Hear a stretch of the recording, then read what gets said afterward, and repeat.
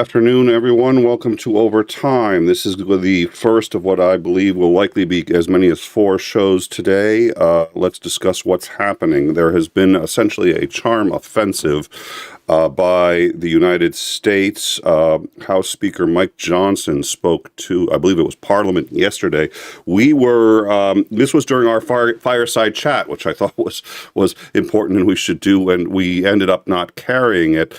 But my understanding is he invoked Churchill, he invoked Reagan, and he did everything he could to defend what the U.S. is doing. But we need to cover that. It's 30 minutes. We are going to have to air it, and we're going to have to do commentary on it. So we will be doing that later today. It's not breaking. It happened yesterday.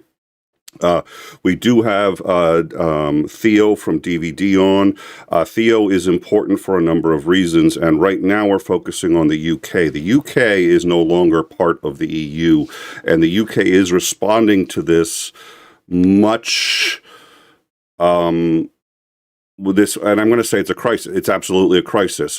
Trump has thrown the world into turmoil. The UK is responding to this much more moderately than the rest of the EU. So we do need to have on guests from the EU, and we are working on booking them now so that we can talk to them and see how the rest of the EU feels. Certainly, Dunk yesterday was very generous in saying, look, we blame the regime, not the American people. I'm not sure that's ubiquitous in the EU. We're going to have that discussion. We are anticipating a rundown tonight in addition to that because we expect there's going to be significant news. So we have breaking news right now. We have Theo. If we can have him on, he is scheduled for 3 p.m. Eastern. I'm not convinced we're going to make it. But we may postpone him or move him to another day. We're going to do a rundown, and we have to cover what House Speaker Mike Johnson, who is a more charming, more eloquent, he is literally the spokesman for Trump. He is not the House Speaker.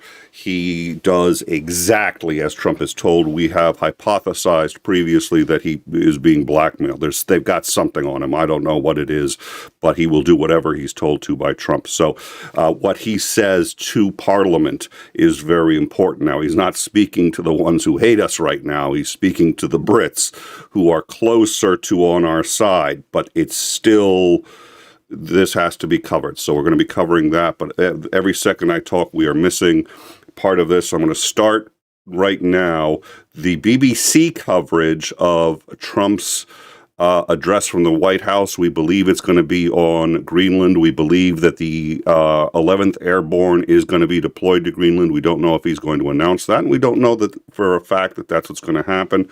I've knocked this back a couple of minutes because the British commentary on what they see happening on the U.S. is not only spot on, but it's this detached, it's worth hearing. So we're going to start with that right now. Tax cuts, etc. That was a significant achievement of the first year. But really, Congress has been a bit of a spectator. It was out for weeks and weeks last year, not just because of the shutdown, but also because simply Mike Johnson, the Speaker, sent them home for long periods of time. So he's not really been going down the legislative route. He's been using executive orders, as we heard there from Ross Atkins, 225 of them in the first year. That can be done with a stroke of a pen. It gives him a lot of power. Things can change very quickly. But of course, the risk in the long run, if you're thinking about your legacy, and no doubt this president thinks about his legacy, the problem in the long term is that things that can be done by stroke of a pen can be undone by the stroke of a pen. And so that is the risks he will no doubt be aware of, that all what he achieves could be taken apart if it's not sort of set in stone, and it's certainly not being set in stone by Congress at the moment. And when we look at Greenland, which is obviously a big European focus at the moment, with President Trump expected in Davos tomorrow, what are you hearing when you talk to his team and his supporters about his motivation for wanting to own Greenland? Because many commentators have said that he could achieve, beefed up security, beefed up mining rights on access to rare earths, big commercial deals without going that extra distance, which is so worrying his NATO allies. What is there an understanding of why President Trump is so focused on that move? Well, I think you only actually have to listen to his words himself. I think it was yesterday, maybe the day before, he used the word in relation to the ownership of Greenland, the word title. Now, in this country, that refers to ownership. You have the title to your car, the title to your house. Who owns it? Whose name is on the piece of paper that represents ownership? He's a property tycoon. He thinks in those terms. He believes that he needs to own Greenland in order to really have control of it. Whatever you say about the treaties of the 1950s, whatever you say about Denmark's willingness to allow as many bases, as many troops, allow the kind of mining that the president wants to do, he wants to own it. And that is something I think that comes from pretty deep in terms of his background and his sort of business kind of idea, the businessman in him that says, you don't really have control unless you have the title. And does he have full support for that move, even if it does fracture the NATO alliance within his own supporters, within MAGA, within the Republican movement? Not full support. There have been rumblings, some in Congress about that. Some perhaps more traditional Republicans who don't like the tearing up of these alliances that the Americans have built over since the Second World War. But these voices are pretty much isolated. They run the risk of being targeted by the MAGA base and indeed by the president himself. So people are reluctant to speak out. They could be, challenged in their own districts if they're in Congress, or senators have a little bit more protection, but still they can be vulnerable if their elections are coming up, and they're elected by thirds, as we know. So all these things are isolated, really. There's no coordinated opposition to this kind of policy that gets any traction whatsoever. This president has pretty much free rein in the foreign policy realm, and there are no signs, really, of people in his own party or in the foreign policy establishment, beyond the think tanks and the talking they do. Beyond that, no one really who's prepared to represent any kind of opposition to it. We also saw embarrassing leaks, embarrassing certainly to some of the European leaders, Mark Rutte, the NATO Secretary General, President Macron, of private messages. We've seen that sort of thing before from President Trump. Is there, again, when you talk to the teams around him and other senior people within the Washington political sphere, what's the reaction to that? Because it's pretty unprecedented, isn't it, at the top level of politics to disclose private messages? Yeah, be careful who you message and who you WhatsApp. I think that's the lesson. And as you say, the president has done this before. I think he did it with the previous Secretary General, if I'm not mistaken. So they will be aware of that. They will be embarrassed, no question. But there's a calculation going on amongst some of these leaders, not all of them, some of them, that whatever it is, whatever it takes to keep in touch, keep a line of communication open with this president, they are prepared to do. Now, not all leaders take that view. We're starting to see some pretty harsh words from some European leaders. Emmanuel Macron comes to mind. The Commission President Ursula von der Leyen has been pretty strong. There's now talk about using the mechanisms of the European Union to hit back at the United States. And the European Union, whilst it lacks a certain coordination at times in terms of it being individual member states, of course, it is an enormous market. I mean, it's a really... All right. I did want to hear the BBC commentary on this. However, having said that, it appears like what Trump has to say is extraordinarily important. We're cutting all of this and going straight to the briefing. Stepping out towards that podium now with Caroline Leavitt. There is President as you Donald know, Trump. This is the anniversary, first anniversary, January 20th, and it's been an amazing period of time. We have a book that I'm not going to read to you, but these are the accomplishments of what we've produced. That's not true, because it's not on fire. Page after page after page, individual things. I could stand here and read it for a week and we wouldn't be finished.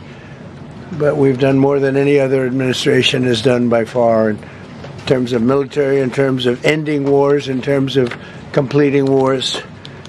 Nobody's really seen very much like it. I think it's appropriate that No, okay, I have to interrupt him here. He's absolutely not correct. Adolf Hitler could, accomplished more in terms of changing the scope of the world. He's on his way there, but because Minnesota is so much in the fray, and I say to my people all the time, and they're so busy doing other things, they don't say it like they should. They're apprehending murderers and drug dealers and a lot of bad people, and these are just some of the more recent ones that we have, and I can show you some of the people. Vicious, many of them murderers. These are all out of Minnesota, just Minnesota. I say, why don't you talk about that more? Because people don't know. Do you want to live with these people? International murder. These are people that are living, they're apprehended and either put in jails in their country from where they came, and the countries respect us, and so they actually put them there. In the old days, they didn't respect our country. Biden wouldn't do this because he let them all in.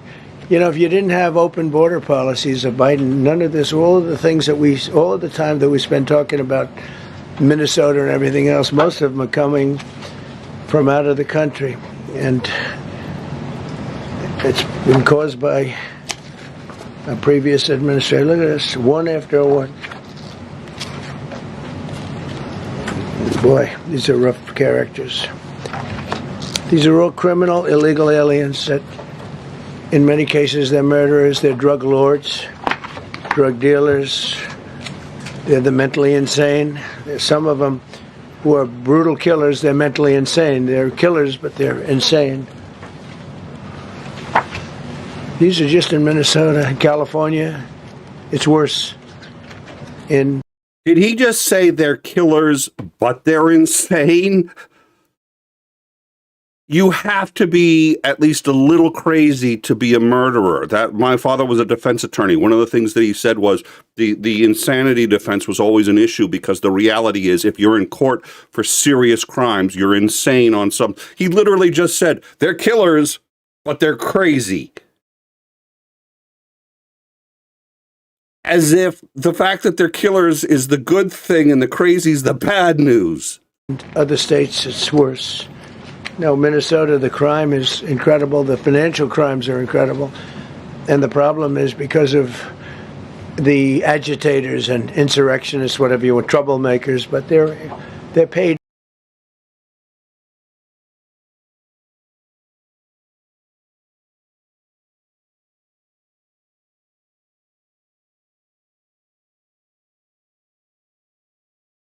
Agitators and insurrectionists.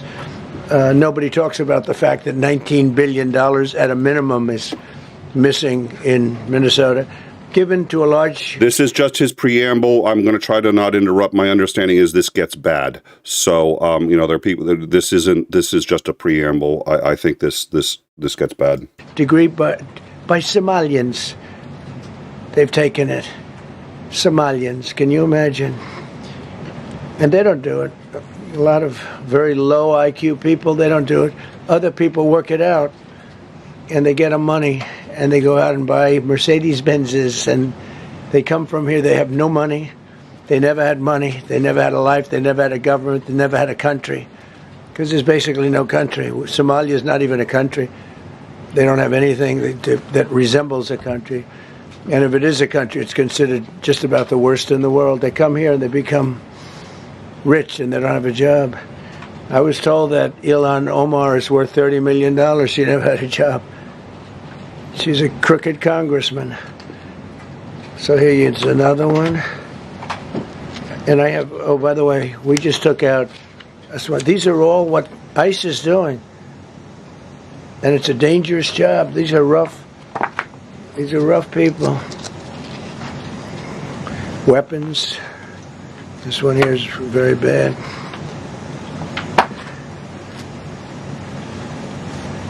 I'm going through this because I think we have plenty of time. I'm going to this beautiful place in Switzerland where we'll be, I'm sure I'm very happily awaited for. In Switzerland, they don't know about this. They don't have this problem. They have other problems, but they don't have this problem. Look, killed somebody. Look, and these are rough people. These are not. This was all allowed into our country through open borders. These dumbest policies. You know, men and women's sports is dumb, but to me, having an open border for the world to come in, drug dealers and prisoners. Venezuela, as an example, opened their prisons into the United States. That's why one of the reasons I felt so strongly against Venezuela. Now I'm loving Venezuela. They've been working with us so well. It's been so nice. And an unbelievably nice woman also did a very incredible thing, as you know, a few days ago. We're talking to her, and maybe we can get her involved in some way. I'd love to be able to do that. Maria, maybe we can do that. But we're dealing with the people and the president and all of the people in Venezuela, and we've been doing great. The oil companies are getting ready to make massive investments there. They have more oil than even Saudi Arabia. There you go. These are real. These are rough ones. This is all Minnesota, every one of them. This is one state out of many. And these people are, let's see, yeah, these are all, so far, people that came from outside of the country. They were allowed in by Sleepy Joe Biden, Crooked Joe Biden, whichever you like. You can call him whatever you like. They're both right. He's sleepy and he's crooked. He was the worst president we've ever had. And we've had some bad ones, too. I can tell you, all you have to do is look at trade. You're not getting bored with this, right? I hope you don't. But these are people that you have to see. Strong-arm rape, aggravated assault with a weapon, and many other crimes.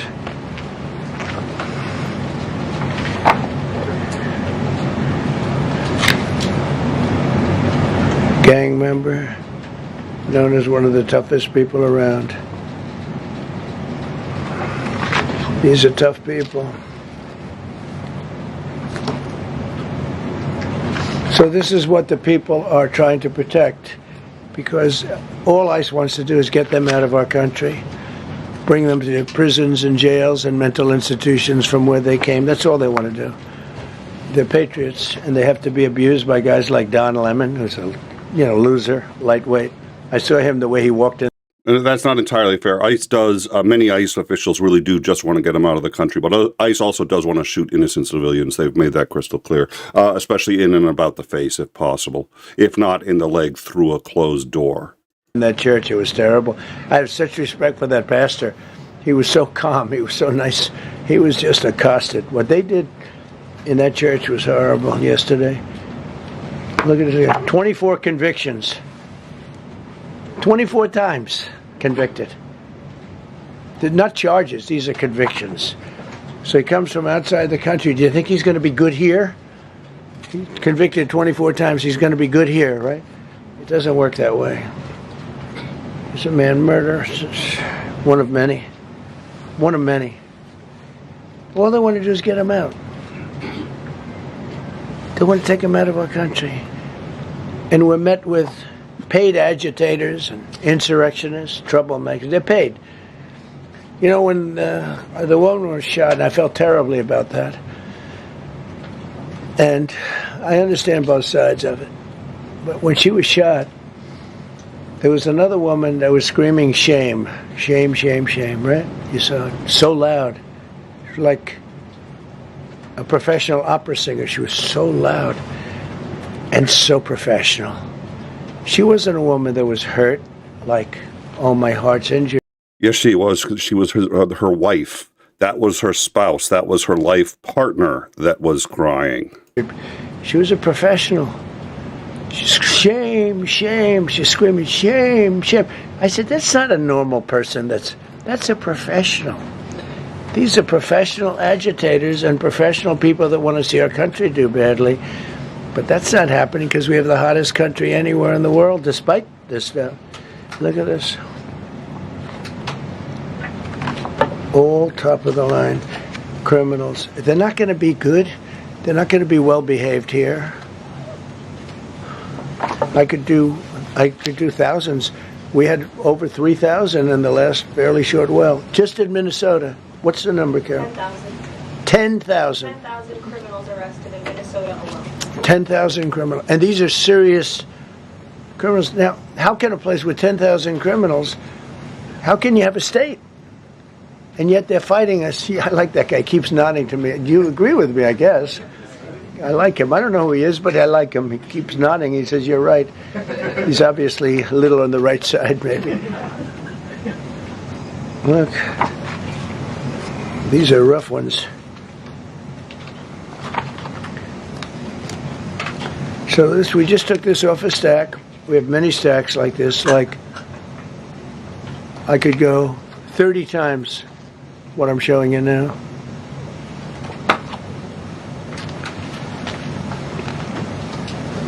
Relations with Hezbollah, that's nice.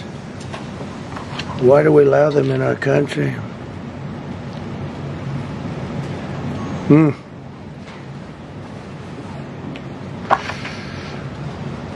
I'm just looking at these charges. It's just pretty incredible. Many murderers, many murderers. People that murdered.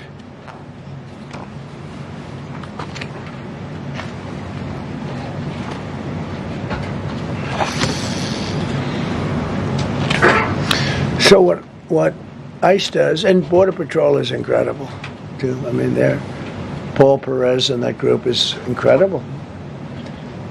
Mostly Hispanic, by the way. They're like 60% Hispanic. You know, they talk about Hispanic. They're mostly Hispanic, right? And they're unbelievable people. And then they say, oh, we discriminate against. I love Hispanic. They are unbelievable. Entrepreneurial. They have didn't he fucking call them the dirtiest people? Holy shit. everything. I did great. I did the highest. Nobody ever got numbers like I got from the standpoint of being a Republican. But even if you look at Texas, I won the entire border along Texas, between Texas and Mexico. It never happened before. Nobody's ever done that before. I did it. As a Republican, I did it. I love the Hispanic. And they accuse us of all sorts of things. 60% of the people we're talking about, they're the best people we have, and they're Hispanic. The Border Patrol is largely Hispanic. ICE is largely Hispanic. They're unbelievable people. I don't know how they can take the abuse. Okay, where the fuck is Donald Trump and who's this guy? They're taking rough people like this, like all of them. We have 10,000 at least. I could have done 10,000 of them. You're lucky I only did like 100. And this isn't even the worst of the group. They have murderers. They have some people we can't use their picture for legal reasons, but they're up for murder in their own country. And yeah, the legal reasons are called because you're lying, and it's called defamation. We jeopardize their case. When we send them back, and we coordinate with other countries. A tremendous amount of work. All allowed in here by an open border policy of the worst president in the history of our country. A man that didn't win the election, by the way, it's a rigged election. Everybody knows that now. And by the way, numbers are coming out that show it even more plainly. We caught him. So I just want you to know that it's a terrible thing. Here's the book on accomplishments, and this is something. Ooh, I'm glad my finger wasn't in that sucker. That could have done some damage, but you know what? I wouldn't have shown the pain. I would have gone back. Boy, did you hear that? That was nasty. But I would not have shown the pain. I would have acted like nothing happened as my finger fell off. That was a nasty. I think somebody did that. I think it was him. It was my man. How are you? Only Trump would think that he's being someone's plotting an assassination attempt with a binder clip. You didn't do it. I know you did. I know you didn't. So, but here's the book. These are all things we have. I'm going to read a few of the samples, but look at this. These are all, each line is something that we did. Nobody did that before. And it's big stuff, too. Look, we have the hottest country in the world. Apologies for yet another interruption. In camera 2, we have a picture. People have thought that this is AI. It's been confirmed by multiple mainstream media sources now. This is a real picture of Trump discussing what he would like the future of the United States to look like. You can see the map in the upper left. We will continue with, but I want to work. This is a real picture. This has been disputed as AI. It's not. So, I will read you a few. We ended Biden's stagflation. We were in stagflation. That's a disaster. That's far worse than inflation. As you know, he had the biggest inflation in the history of our country. They say 48 years. Pick your choice. But they had the biggest inflation in the history of our country. We have it right down to a normal number now. We're going to get it even a little bit lower. Created super high. What we've done with growth is incredible. We created super high economic growth, and America is booming. It's booming. There are thousands of businesses right now that are being built. Many of the biggest factories in the world are being built right in our country. They're not going to other countries. They're leaving other countries. Fourth quarter GDP is on track to pass perhaps much more than 5% growth, and that's despite the fact that we had a Democrat shutdown. They shut down our country. And we had 5%. Nobody's in this room has ever heard about 5%. I think it could be 20% if we do it right. If we don't, every time we have good numbers, they raise interest rates. You shouldn't do it. In the old days, if you had good numbers, they'd lower interest rates, or they wouldn't do anything. No. Here they try and kill it. They always try and kill success. Over the last 20, 25 years, that's the way. In the old days, if you had good numbers, the market would go through the roof. Today, if you have good numbers, the market goes down. But by the way, we've had the best stock market in history, the best 401ks in history, and we inherited a mess. The numbers that we inherited were way up, and now we brought them, almost all of them, way down. We brought them way down. I mean, I'm not getting, maybe I have the bad public relations people, but we're not getting it across. We inherited high numbers, and we brought them way down. And all right, I have to make a correction. What I said earlier was in error. He posted it on his Truth Social. The image may in fact be false. What is true is that he posted it on his Truth Social. So I apologize. That's a nuanced linguistically. It is not nuanced in terms of reality. So let me clarify. He posted this image that we are keeping on camera 2. That's the camera right here. And I just showed it in full screen. He posted that on his Truth Social. Whether he's trolling, whether he's whether he's just trying to piss off, I don't know. But he did post this image. That is what we can confirm. Look at gasoline. They have places in the country now, $1.99 a gallon. $1.99, $2.30, $2.50. I guess the average now they're saying is $2.31. I mean, he was at $4.50 and $5 for periods of time. And he went back to the Trump formula, but he didn't do it properly, and he really went back to parts of it because you would have had $8 gasoline if they didn't. But he didn't do it properly. He had people that didn't know what they were doing. Core inflation for the last 3 months is 1.6%. 1.6.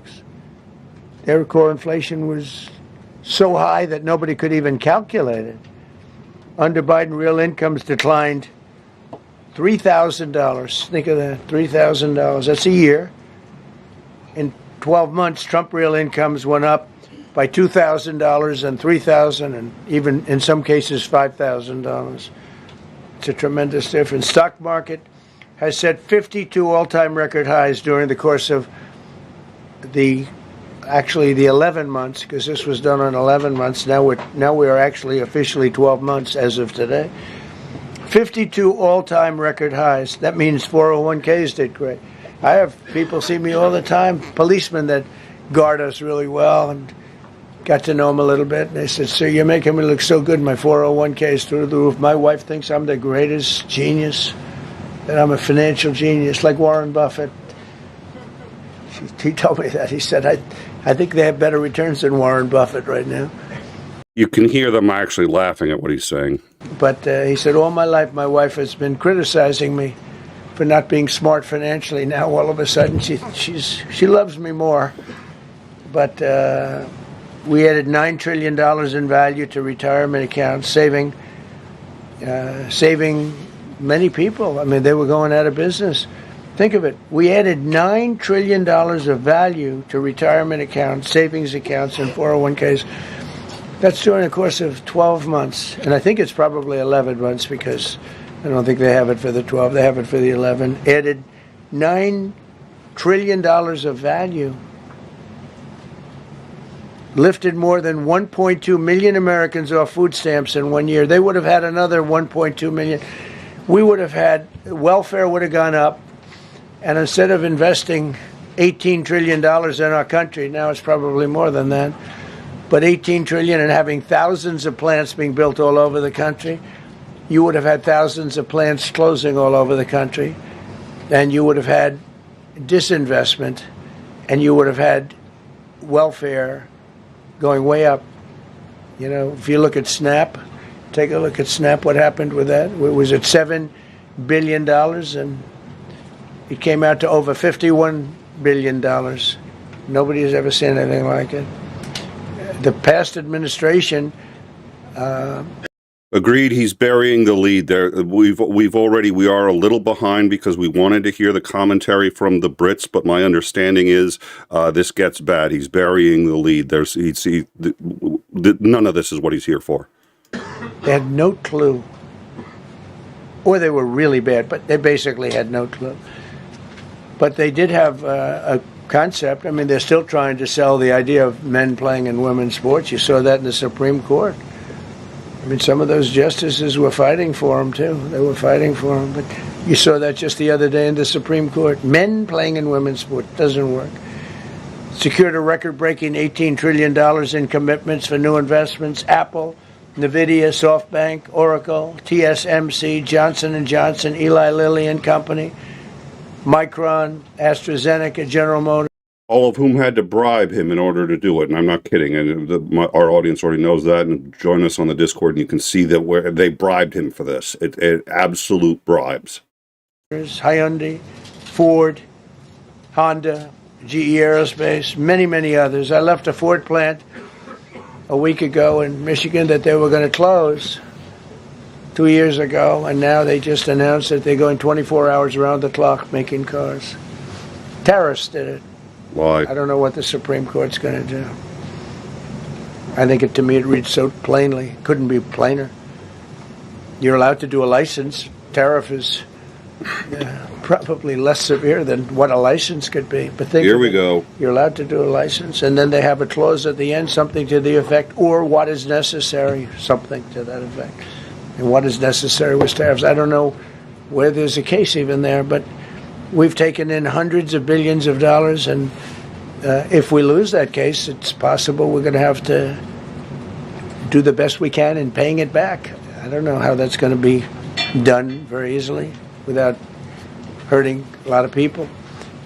But we're waiting for that case anxiously, and we have tremendous national security because of tariffs and tremendous income. You know, we have, and by the way, no inflation.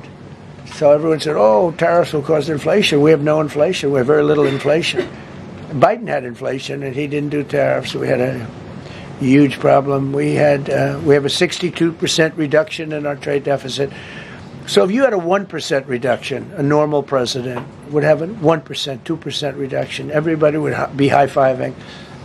Had a 62% reduction. Next year we won't have a trade deficit. We secured most favored nations agreements to slash drug prices by as much. To me, I think this might be the biggest thing of all. We get zero talk about it. The New York Times had a story way in the back of the paper, a little story about it. I think it's the biggest thing there is when you talk about health care. Drug prices will go down more than ever before for any country because we were priced at such a level that we were subsidizing the entire world, big place the world. We were paying 10, 12, 13 times more than other countries. 13 times more, not 13%, 13 times more. a pill that was selling in London for $10 would sell in New York for $130. That's 13 times. More than that even.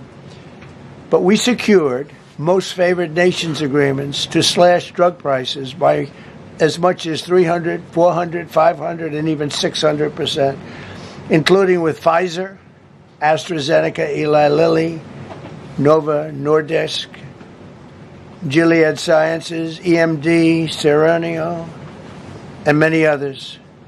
If you look at some of the prices that are coming down, where a price would come down $1,300 coming down to $87.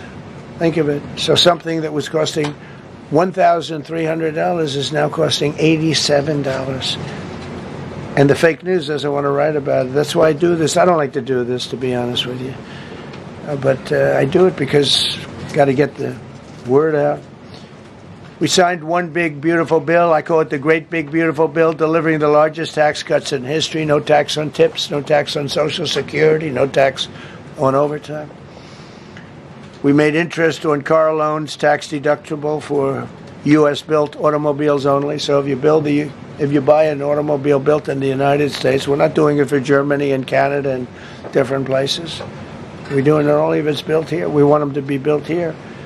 A lot of the Canadian auto plants are closing and they're moving into the United States. Same thing with Mexico, same thing with Germany, and same thing with Japan and other countries. They're moving into the United States because of tariffs, because they don't want to pay the tariffs.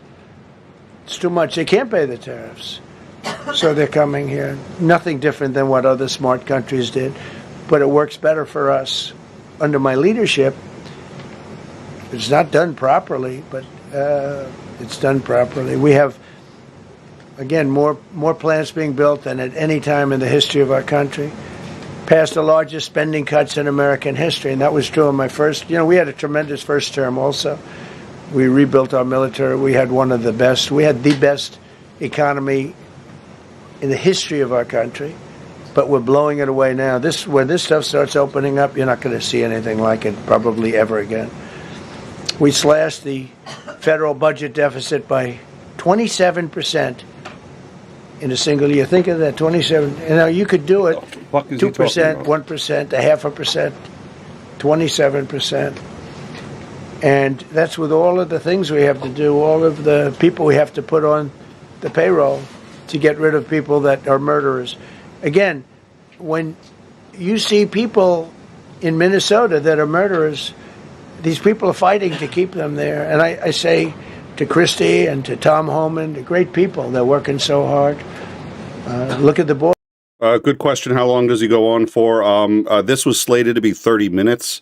My suspicion is he's going to go on a great deal longer. He's playing all the greatest hits, but the reality is we also think he's going to announce some policy decision. And we believe that, in fact, there's already been a response from the EU, and they're not pleased. So we're trying to figure that out, and I'm working on that as we go forward. The border is now secure. First time, Biden said you couldn't do it. You need legislation. I had no legislation. I said close the border. Within 1 month, we had almost nobody coming in. Now, for the last 8 months, nobody came into our country illegally. And I find that hard to believe, because you'd think somebody, because it used to be millions of people just poured into our country. Okay, so even Trump doesn't believe his own bullshit. That I find reassuring. And the people that do that are Democrat sort of aligned.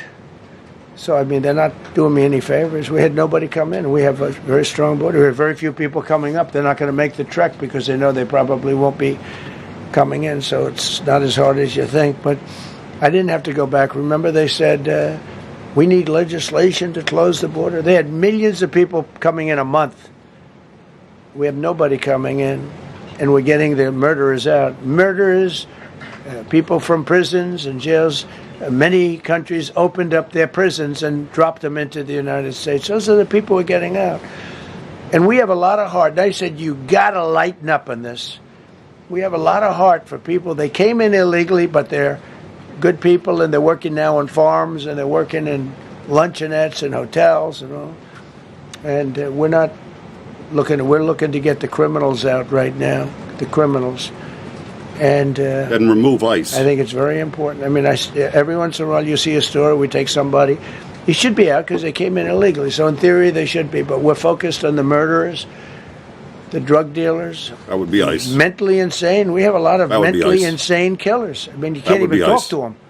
It'd be nice if you could have a little reason, but you can't even reason. These are seriously ill people. You have that's ICE. A couple of countries where they were loaded up. Their mental institutions and insane asylums were loaded to the gills. They couldn't get. They're empty now. And you pardoned them and put them in ICE. They're filling up because we're bringing them all back. We know where they came from, and every country accepts them. You know, under Biden, they wouldn't take. They had so little respect that they'd bring them there, and they wouldn't take them. They said, "Get the hell out of here." They would be bringing a plane in to land in a country, and they'd put 5 planes on the runway so you couldn't land the plane. So they'd come back with the people that they were bringing back. They don't do that with me. They do that with me. They have problems. They don't do that. They because you accept put them in back. ICE. They're not happy about it, but they accept it back. Cut a record number of regulations. I promised to eliminate 10 old regulations for every one new regulation. Instead, we cut 129 old regulations for each one added. Think of that. I wanted to do 10.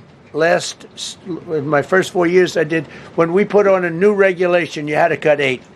This year, I said you have to cut 10. Instead, we cut 129. So every time, so far, can't remain like that, I don't imagine. I hope I can, because we have so much wasted regulation, stupid regulations. Regulations where they go by California, which is a disaster state, with a governor that truly is doing a bad job. He's killing that state. If he ever ran the country, this country would be Venezuela very quickly. Using tariffs slashed the U.S. trade deficit by an incredible 77%.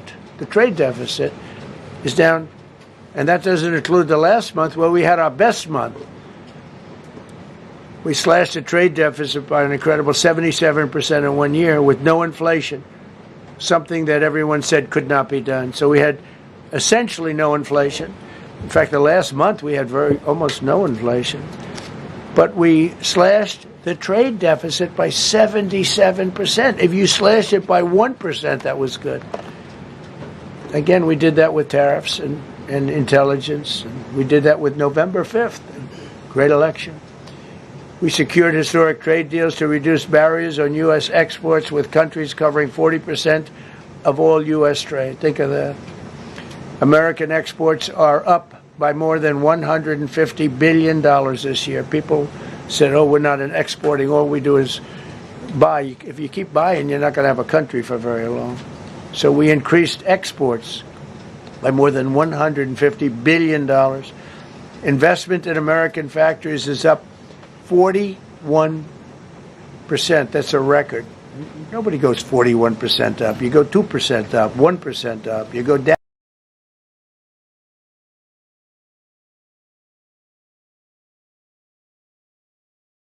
Cut millions of people off the federal payroll. I don't like doing that, but the good news, I don't feel badly because they're getting private sector jobs and they're getting sometimes twice as much money, 3 times as much money. They're getting factory jobs. They're getting much better jobs and much higher pay. But all I have to do is say, like, what the Democrats do all the time.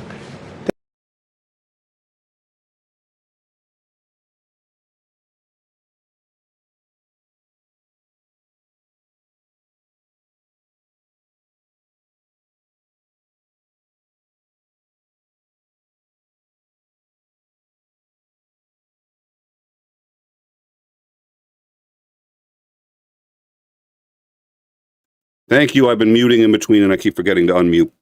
The argument he just made is one of the most full of shit arguments I've ever heard. It's good for them that we fired them because they're now at better jobs. And it's like if they wanted those, quote, better jobs, they'd have quit. He's insane.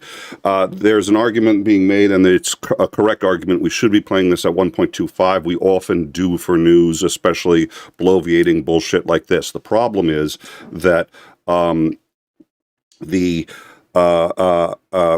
he's saying a couple of things every now and then that has nuance that we have to catch, and I won't be able to catch it if he's going at 1.25. And my understanding is that this is an important press conference, and maybe we get to the end and we have no idea, but I don't think that's true. The EU is already making some form of response to this press conference, and let's just see if, okay, I should be unmuted. Please just confirm that I'm unmuted. I believe I am. Yeah, we should be skipping it entirely. There's nothing here we haven't heard before, and he's completely full of shit. But we have to listen because A, there's some comedy gold in here, and B, there was something he said earlier that I commented. Some of this is important to understand, especially when he was talking about ICE, and I think he's tipping his hand on where he's going in the future, and I can't catch the nuance at that speed. So we have to just FYI. That's why we're listening to this bullshit. They hire 1 million people, and then they hire another million.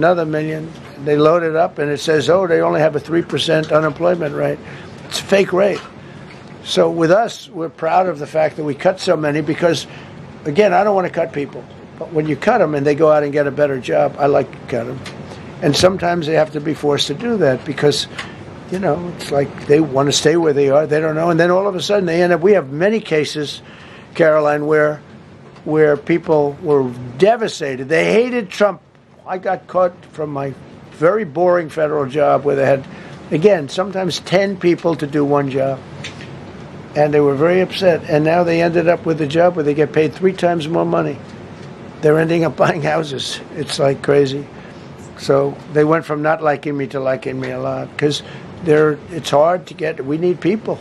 We need people. It's one of the reasons. I mean, I want to, when you have good people in the farm or good people in hotels and everything else, we want to work with them as much as we can. Under Biden, 1 out of 4 jobs added was a government job. Think of that. So 25% of the jobs added. That's when you know that, that's 25% of the jobs aren't real jobs. But again, I could do that. I could add 2 million jobs right now, would have an unemployed. I could say just hire some more people. I do the opposite. I say get rid of everybody that's unnecessary because that's the way you make America great again. When you have, you know, all these jobs where people are sitting around doing nothing and they get a lot of money by the government, it's no good. But that's what the Democrats do. They show, oh, we were at 4% unemployment. That's a good number. But they just add jobs, or they wouldn't cut. They would never cut jobs. Under Trump, 100% of all new jobs created have been in the private sector. Think of that. Not 1% has gone to federal. So under Biden, 1 out of 4 was a government job. Under Trump, 100% of the new jobs created, 100% came from the private sector. That's how you make your country wealthy and strong and good. We inherited the worst border in history and turned it into the strongest border in history. Illegal crossings have plummeted to the lowest level ever recorded, down 99.999%. That means down 100%. 99.99. Now, I want to find out who that one person is. The reason it's gone down so much isn't because he's added so many agents. The reason it's gone down so much is because nobody wants to literally walk into hell. For 8 months in a row, 0, and these are government numbers, these are not my numbers. For 8 months in a row, 0 You're the illegal fucking aliens government. were Of admitted course to they're our your country. numbers. 0. Nobody came in. Unless they came in legally. We have a big process for having people come in legally, by the way. A lot of people are coming in legally. They have to prove they love our country. They have to prove that they're not going to need welfare. A lot of things they have to prove. For the first time in 50 years, we are now seeing reverse the giraffe in the right place. migration. Where because we're getting all of these illegal people out. People that came in illegally, in many cases they're criminals, in many, many cases.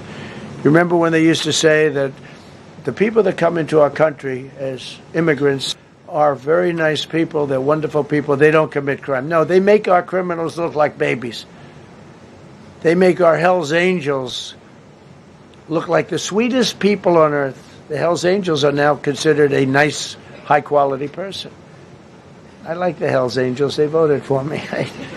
They protected me, actually, believe it or not. But they make our criminals look like That's something babies. to be proud of. These are some of the most vicious people anywhere in the world. They came from the Congo. The prisons, I know the Congo because I ended the war with the Congo and Rwanda. Tough group, very tough group. They came from prisons in the Congo. Some of the toughest, meanest people you'll ever meet. Thank you very much. They allowed him to come into America. These are tough people. Before my election, 100% of net job creation was going to foreign migrants. Since my inauguration, 100% of the net jobs created have gone to American-born citizens. That's a big thing. In other words, we're now taking care of our people. 100% of net jobs created have gone to the American-born people. Before that, we didn't care. Designated Tren de Aragua, MS-13, and the Mexican drug cartels as foreign terrorist organizations, and we've hit them hard. You've seen what we've done on the water. We're starting to do that on land. The land is much easier, actually. Water is incredible. We did that on the water so that when you do it on the land, they don't go to the water. Nobody's going into the boat business right now, I can tell you. 97% down drugs coming in by water. 97%. Nobody ever heard of that before. They heard 2%, 1%. It went up 2%. 97, and we're looking for the 3%. Who the hell are the 3%? Utter horseshit. None of that is even remotely close to true. Most of the drugs come in through the Pacific, not the Atlantic. So he's on the wrong side. He's stopping 7% at best. They're crazy. But we've taken out almost 100% of the drugs coming in by water. Now we're going to be very shortly starting drugs coming in by land. We know exactly where they're coming from. Remove tens of thousands of illegal alien gang members, drug dealers, murderers, child predators, human traffickers, fraudsters, savage criminals, and others. We removed them from our country. They're out. They're gone. In some cases, I have to make apologies, but no, we have not removed the pedophiles, child molesters, and child sex traffickers. We've elected them president. they're so dangerous that we put them in jail because we don't want to give them to their country. Their country doesn't do anything, and they end up coming back. We have some that we're just they're so bad that we don't want to really release them. We want to put them in a jail where we know they're properly ensconced. Think of that. Remove tens of thousands of illegal alien gang members, drug dealers, murderers, child predators, human traffickers, fraudsters, and savage criminals. Why wouldn't you want them removed? The reason is because these are insurrectionists that are doing this work. And, you know, they're going to make mistakes sometimes. ICE is going to be too rough with somebody, or, you know, they're dealing with rough people. They're going to make a mistake. Sometimes it can happen. We feel terribly.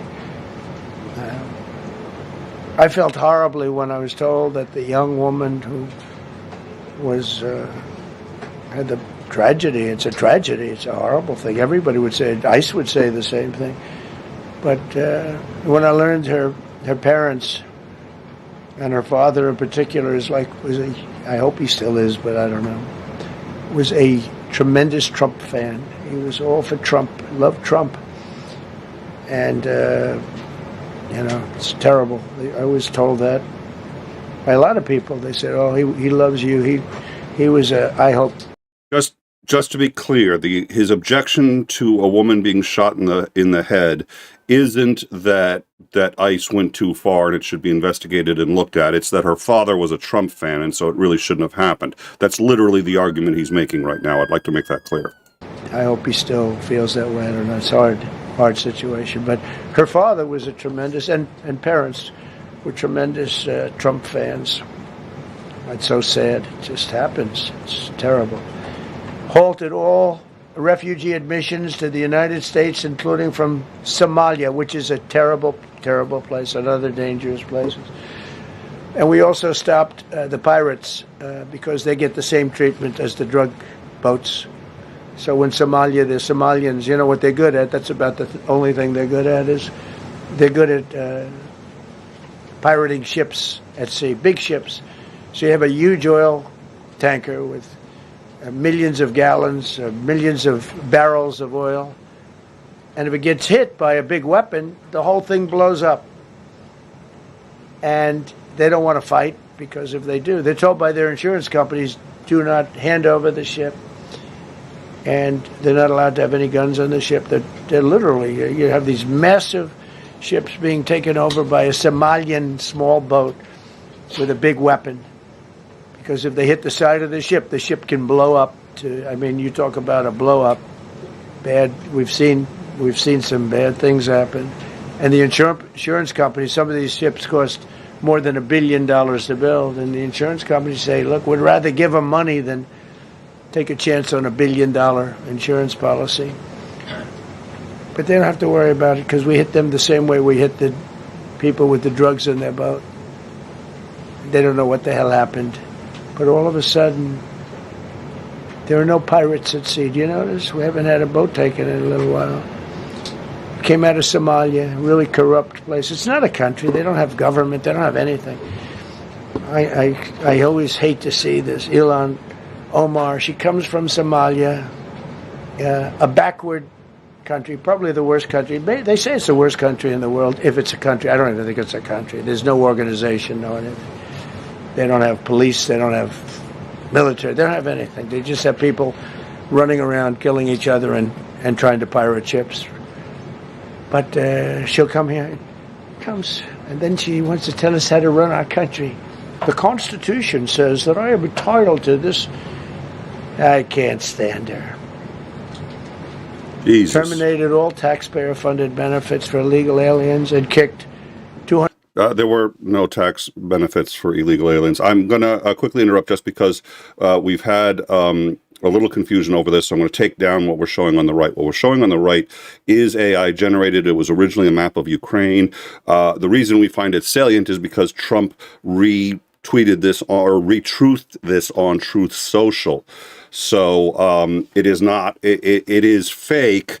And Trump was in the room. It was a map of Ukraine. So he knows it's fake when he retweeted it, whether he's just trolling or I mean, it's a dangerous precedent to be sitting there telling all our allies this is what he wants it to look like. But that's what he put on Truth Social. It is fake. And because I don't want anyone to get confused about that, we're going to take it down. It was originally a map of Ukraine, and they were discussing Ukraine. Back to rambling. Think. 275,000 illegals off of Social Security. They were illegally getting Social Security. 275,000 people. I'm telling you, it's not that this is pleasurable, but if I weren't elected president, this country was going to be destroyed quickly, very quickly. I think within a year, if you had Kamala or a Joe type. I mean, Joe was a disaster, but if you had Kamala, he was the replacement. I was up by like 25 points on Joe, and they said, hey, let's get somebody else. This never happened. Well, I had so many firsts. You're leading somebody by a lot, and they say, oh, let's take him out. Let's put somebody. That's like I said to Dana White the other night. I said, you know, Dana, it's like you have a fighter, two fighters. One guy is winning by a lot, and they say, oh, let's take this guy out. Let's put a new fighter in the ring with him. That's what happened to me. I was doing great with Biden. The whole campaign was against Biden.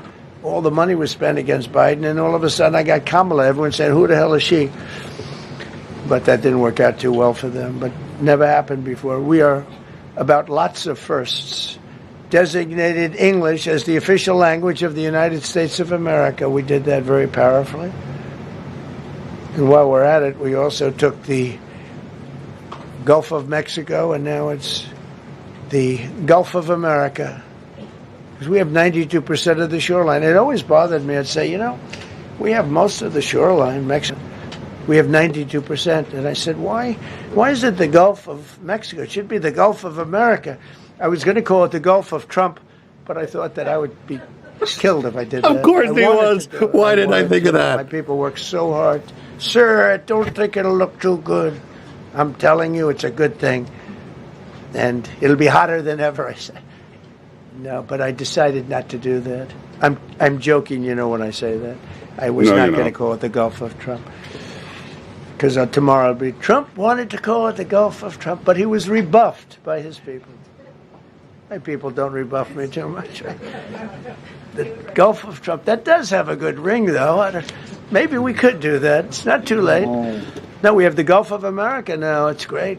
It's our country is proud for the attack on Venezuela, the attack on the Iran nuclear capability, wiped it out. We didn't touch the it. first administration, Soleimani, the father of the roadside bomb, al-Baghdadi, the father of ISIS, who was rebuilding ISIS. We wiped them out. Done a great job. Signed an order that will end birthright citizenship for children of illegal migrants. That case is in court right now. That case was meant for the children of slaves. All you have to do is look at the years. Look at the years where the cases were filed and where the decisions were made. They were right at the end of the That's his real objection to it. It's like we can't have black people becoming, that was a mistake. Civil War. They're trying to say that, in China's making a big business out of that. They come to the country, they have a child, the American citizen, they get all the benefits. It had nothing to do with that. That was for the children of slaves. And I hope the Supreme Court so rules. Designated fentanyl as a weapon of mass destruction. It is. We lost, I believe, 300,000 people this year.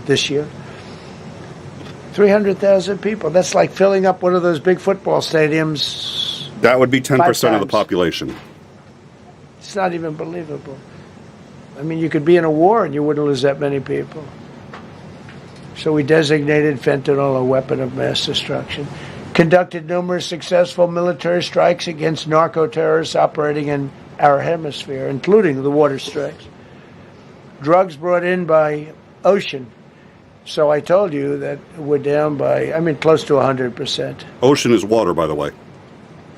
It's hard to get somebody to pilot those boats. Very hard. Yeah. They have to be people that don't watch television, don't read the news. And we just blew up their facility. They had a docking facility where the drugs were stored. And now we have a great relationship with Venezuela. We're getting along fantastically with the leadership in Venezuela, so we wouldn't have Or at to least do with the that. ones we This was done installed, before the attack. But we captured and brought to justice the outlaw dictator of Venezuela, Nicolas Maduro, who... A quick pro tip, if you put a gun to somebody's head, you can have a fabulous relationship with them. It works really well. They'll do whatever you say. Just FYI. Through drugs, killed millions of people in our country. Tremendous drug dealer. Also sent millions of people into our country, including Tren de Aragua, the worst gang. They say it's the worst gang in the world. They took over parts of Colorado. They just take the apartment building. They just Second worst gang in the world. Worst gang in the world is the United States of America. took it away. Just took it away like we're here. They cut the hand off one man because he called the police. Who called the police? I did. You took my apartment from me. Boom. No hand.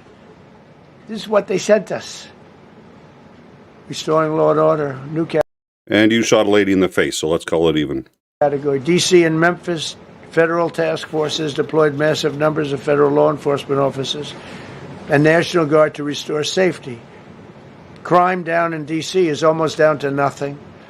D.C. was a very, very dangerous place, and I think you probably know better than I do. I have a lot of people in the media thanked me for that, but some of them found it hard to thank me. But, D.C. is now, look how beautiful. D.C. is now, you can walk right from here to a restaurant, right through the center of town. You can be with your child, with your loved one, with your lover. Your lover's not going to be killed anymore, so you can act like a real lover. But you can walk right through the middle of the town, and D.C. is beautiful again, too, You notice we took all the fences down, almost all, the rest are coming down. We got the graffiti all off. National Guard's been amazing. We didn't tell them to do that. That's not their job description. But they were picking up garbage and everything. They were great. And I don't know, to me, a town, it looks better when you have military people. These are big, strong guys, and bad guys look at them and they say, we're not going to mess around. But what they don't know is that we took over 2,000 people out, permanently out of D.C. These were career criminals. But I feel much better seeing those people there. I went in a couple of times and had dinner in D.C. I walked right down the middle of the street. I felt very safe. A year ago, I couldn't have done that. I would have been crazy to have done that. And Secret Service wouldn't let me do it. They weren't thrilled anyway, I will tell you. It wasn't like they were thrilled, but we did it, and it was great. But D.C. is a great thing, and we have virtually no crime in D.C. anymore. And before we did this move, it was we could do the same thing with Chicago. You know, we brought Chicago down 25%, even though we just had a minimal crew there. We brought Wisconsin down. We brought Minnesota down, way down, even though everything's a fight, you know, because they want to keep those people that are lying on the floor. They want to keep those people in Minnesota, but they really don't. I don't think the real people of Minnesota, it's a very corrupt place, and the elections are totally corrupt. I feel I won it all 3 times. Nobody's won that state since Richard Nixon. It's a rigged state. And the Somalians vote as one group, even if they're not citizens, and they vote. Apologies, we have breaking news. The Union of Geological Sciences has declared that we have passed through 3 separate epochs during the duration of this news briefing by Donald Trump. That's 3 separate epochs. In the past, it's taken about 4 billion years to pass one, and we have passed 3 since Donald Trump has started talking. Apologies for the breaking. As one group, and you know, you get 600,000 votes against you. They all ought to get the hell out of here. They're bad for our country. Nationwide achieved the largest reduction in violent crime on record. So this just came out. Nationwide, over the last 11 months, achieved the largest reduction in violent crime on record, including the largest one-year drop in murders ever recorded. Almost 2,000 lives were saved. That's despite the fact that we took in criminals under the leadership of the Democrats and Joe Biden. More motor vehicle theft is down by 100,000 vehicles nationwide. That's another. Nationwide, the motor vehicle theft was out of control. At least he didn't say it was down 100,000%.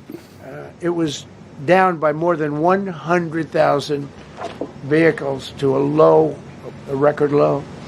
Began the process of eliminating cashless bail policies across the nation. You got to get rid of your sanctuary cities, and I hope our people know that we're not going to pay sanctuary cities. We're not going to pay them anymore.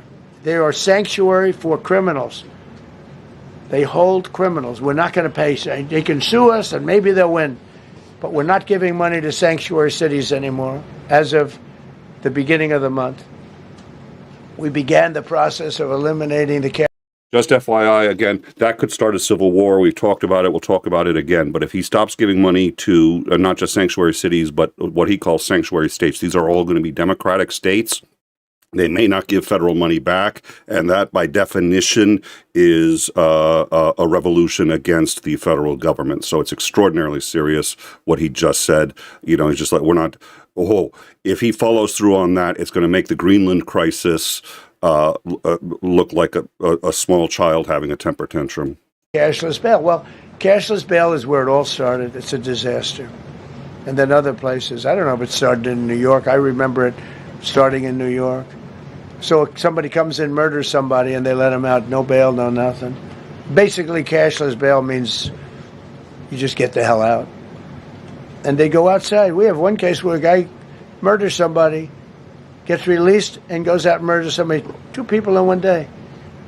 He's right. I know a convicted felon, I think it was 37 felonies, was released on bail in New York and was elected president of the United States. He's got a very good point.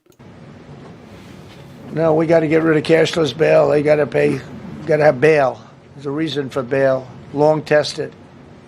signed an executive order to bring back mental institutions and insane asylums. We're going to have to bring them back. Hate to build those suckers, but you got to get the people off the streets. You know, we used to have, when I was growing up, we had in my area in Queens, I grew up in Queens, we had a place called Creedmoor. Creedmoor, did anybody know that? Creedmoor. It was a big, I said, Mom, why are those bars on the building? I used to play Little League Baseball there, a place called Cunningham Park. Sorry for the constant interruptions. It's difficult, and I'm going to start trying to really interrupt less because we all want to get through this. But I swear to God, I am really, really glad that Trump does not have dementia or any mental illness. Because if he did, can you imagine what this would sound like? Yeah, no, he's sane. He's the picture of sanity. He was quite the baseball player, you wouldn't believe. But I said to my mother, Mom, she would be there, always there for me. She said, One more piece of breaking news. Kim Jong-un has gotten a copy of this, and is now playing it to torture people for information in his prisons. So, and apparently he's causing them to break in under 15 minutes. So, again, Kim Jong-un is now using this video as a human rights violation. More on that after the show. Son, you could be a professional baseball player. I said, thanks, Mom. I said, why are those bars on the windows? Big building, big, powerful building. It loomed over the park, actually. She said, well, people that are very sick are in that building. I said, boy, I used to always look at that building and I'd see this big building, big, tall building. It loomed over the park. It was sort of, now that I think, it was a pretty unfriendly sight. But I'll never forget, I don't know if it's still there, because they got rid of most of them, you know, the Democrats in New York, they took them down, and the people live on the streets now. That's why you have a lot of the people in California and other places, they live on the streets. They took the mental institutions down. They're expensive. But I'd say, why does that building have those bars? Boy, it wasn't normal. You know, you're used to looking at like a window. But this one, you look at it, all this steel, vicious steel, tiny windows, bars all over the place. Nobody was getting out. It's called a mental institution. That was an insane asylum. Designated Antifa as a domestic terrorist organization, and many others. It is. America is respected again on the world stage. That's another topic. Obliterated Iran's nuclear enrichment capability, and Operation Midnight Hammer was one of the most successful anyone's ever seen. CNN fake news. I don't know where they are. CNN. Anybody from CNN here? Fake news. Nobody wants to raise their hand anymore. They used to argue. Now if you're with CNN, you don't raise your hand. But they said, well, maybe it wasn't that successful, which I really was angry because these pilots took their life in their hands. 2 o'clock in the morning with no moon, dead dark, guns shooting at them. They went in with those beautiful B-2s, and every single bomb went down an air shaft and obliterated it. And CNN came out and said, well, maybe it wasn't, by a scam writer who wrote, you know, fake stories, a lot of fake stories on other topics, right? Because when we did it, we said, that's a terrible thing. You know, the pilots came back and they said, we hit everything. They did a great job. Then on top of that, we launched from a submarine about 30 Tomahawks on top of everything else. The place was obliterated. CNN said, well, maybe it wasn't that bad. Turned out it was worse than it was. You know who could tell you that? The Iranians would tell you that. Because if they do anything, they're going to have to start a brand new place.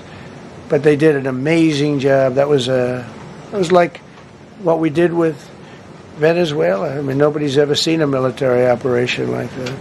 Ended 8 unendable wars in 10 months. These were unendable wars. Cambodia and Thailand fighting for years. Kosovo and Serbia. The Congo.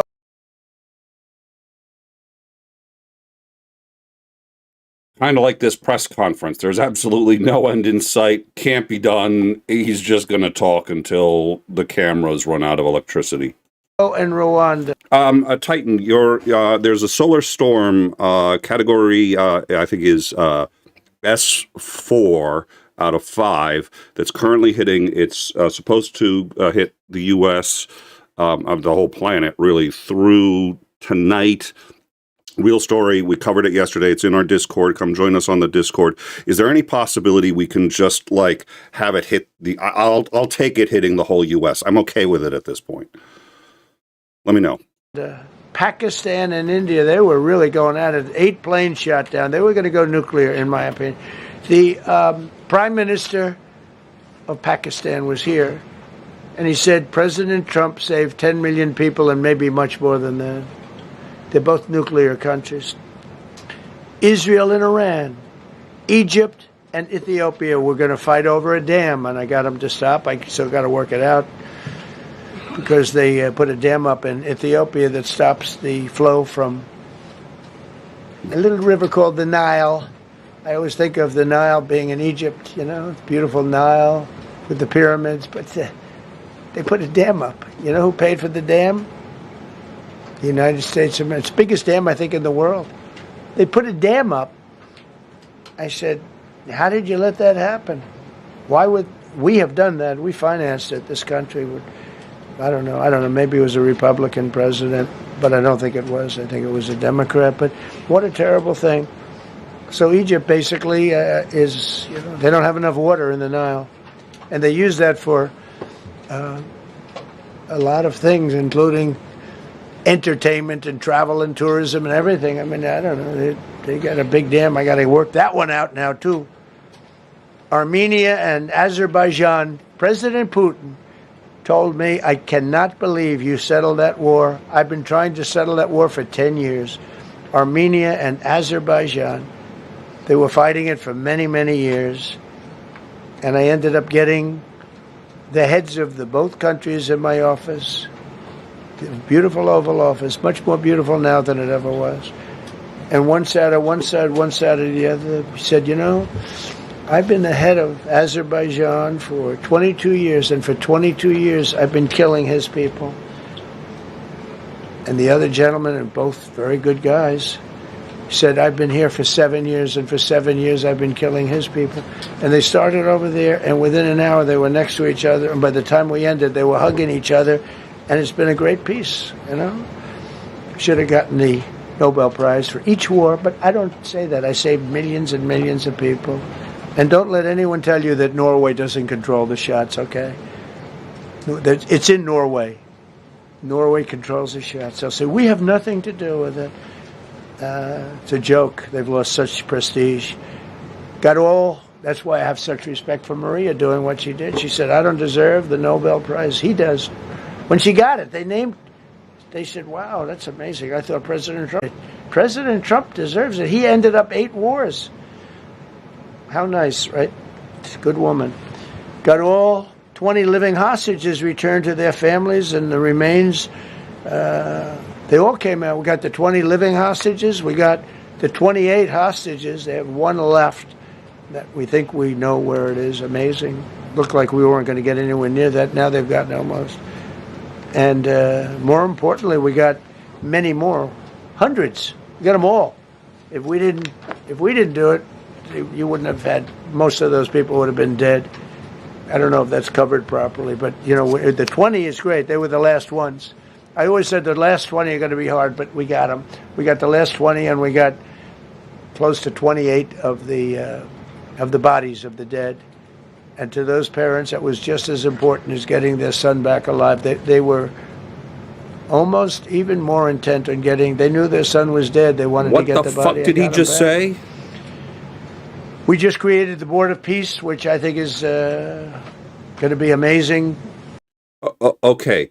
Getting the body back is more important than getting their son back alive.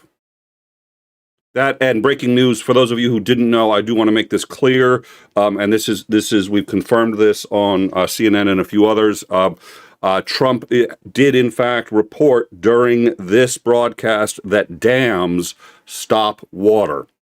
So, and now that we've got that cleared up, and we have learned that dams stop water, thank you, Mr. President, and that people would rather get their sons' bodies back than their actual sons, which his father may have actually felt that way. So I understand where he's getting that from, but that's not a usual family thing. And considering he's got Eric, I get it, but that's not how it works in reality. I wish the United Nations could do more. I wish we didn't need a board of peace, but the United Nations, and you know, with all the wars I settled, the United Nations never helped me on one war.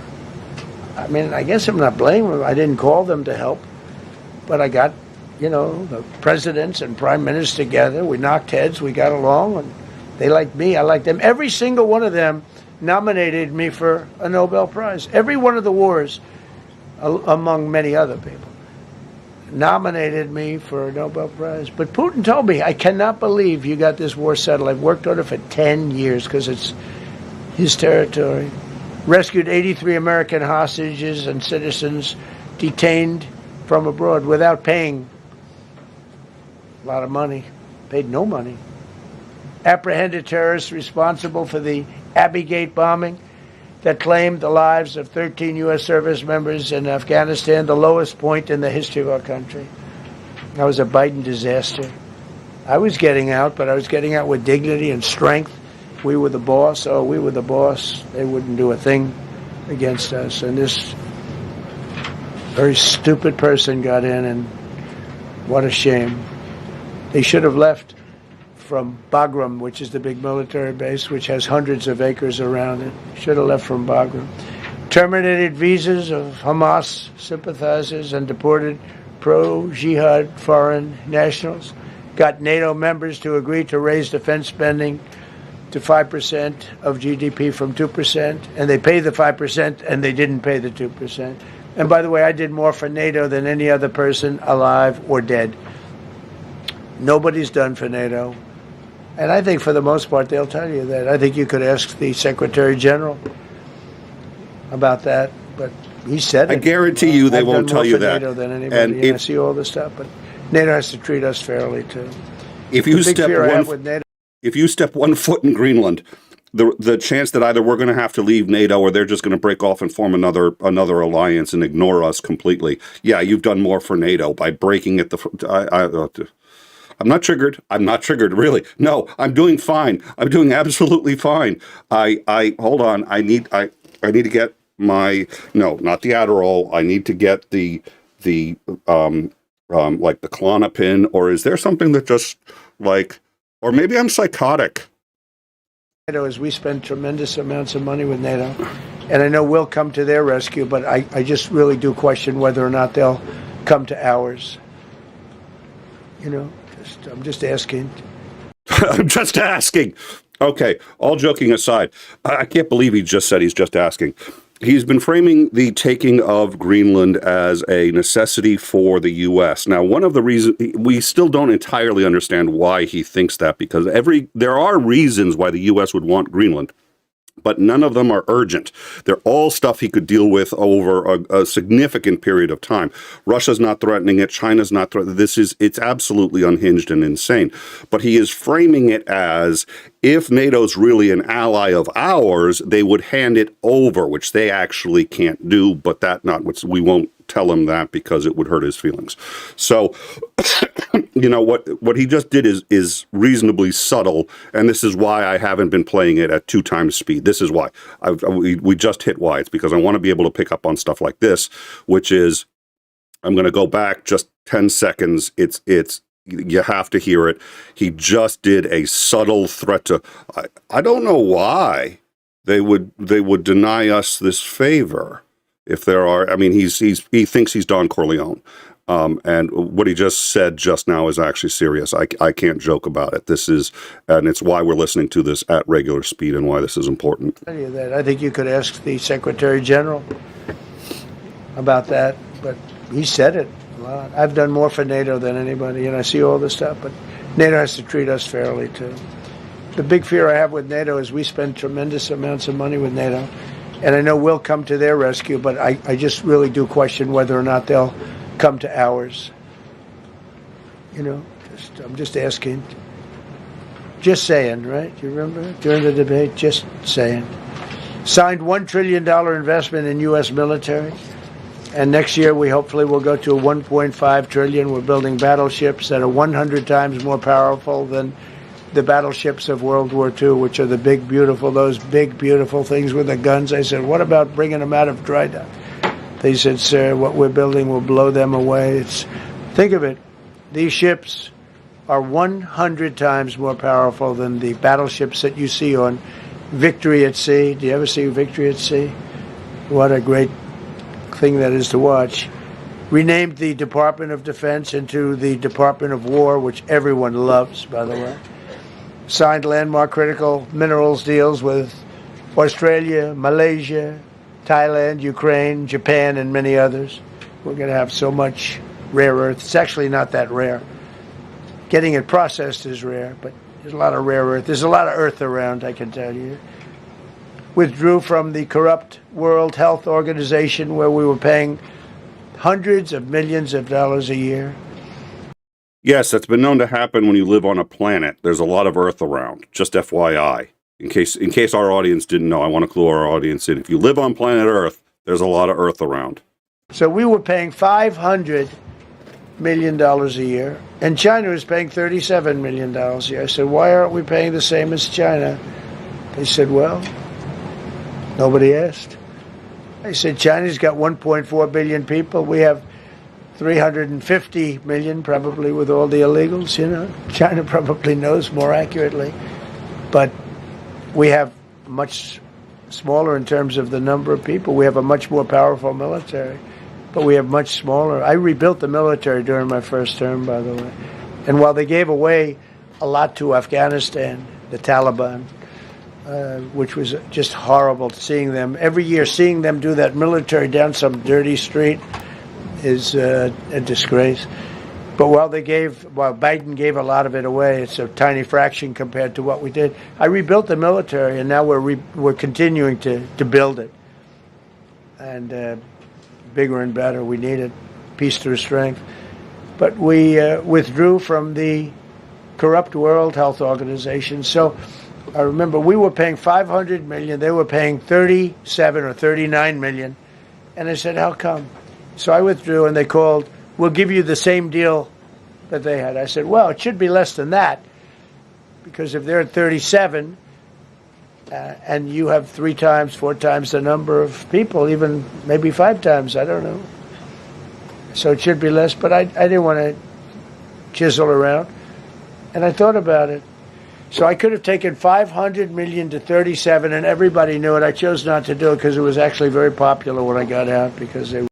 Yeah, that's the thing about the World Health Organization, is it keeps thing, you know, like the common cold. It keeps the common cold out of the U.S. and other minor diseases like Ebola. You know, just so it's a scam. If you've ever seen Ebola, the 95% mortality rates it's a joke. It's a joke. It's not really like. And yes, I probably would. I will say this: Ebola is probably less painful than listening to this, but the bar isn't as high as one might think. They were terrible, and so I chose not to take that deal. First thing Biden did is go back into it. You know what he paid? More than $500 million. So I actually called them. I said, you know, you can buy it for less. You can make a deal at $500. They didn't care.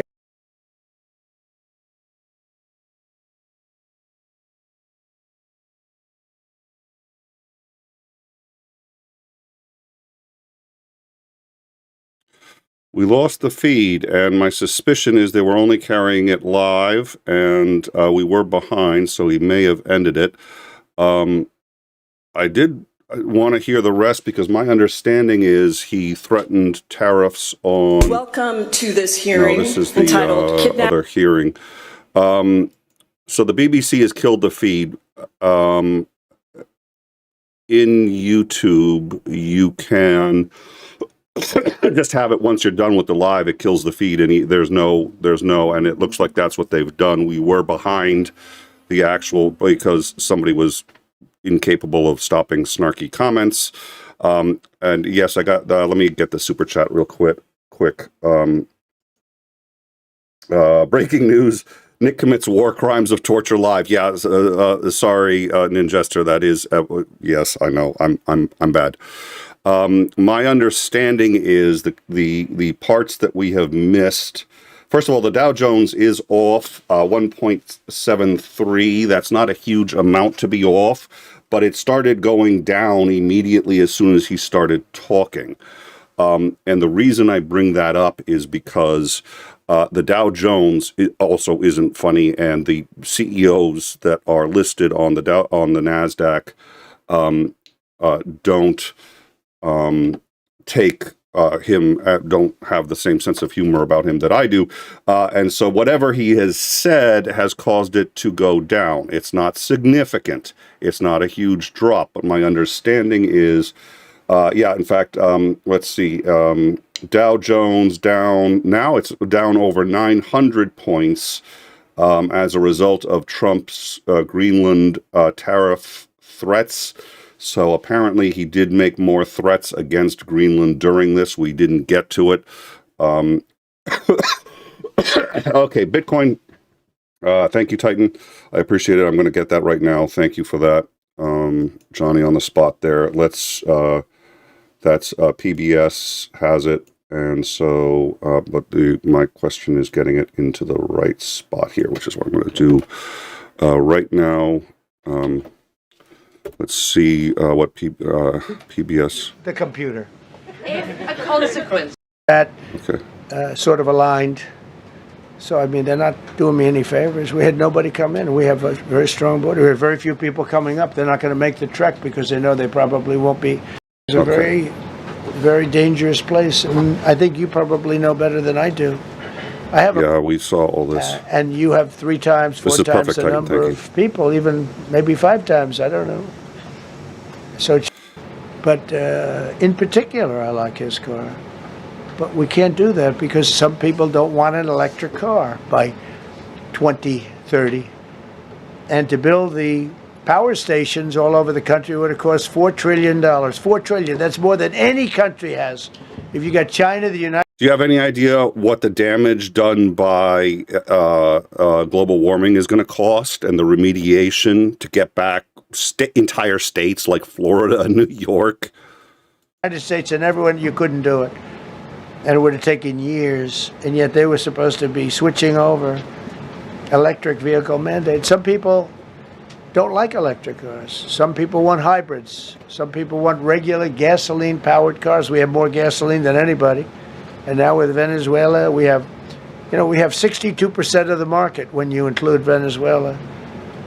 So I ended the Green New Scam, and I ended the insane electric vehicle mandate. Now you can buy a gasoline-powered car, a hybrid, and you can buy a electric vehicle.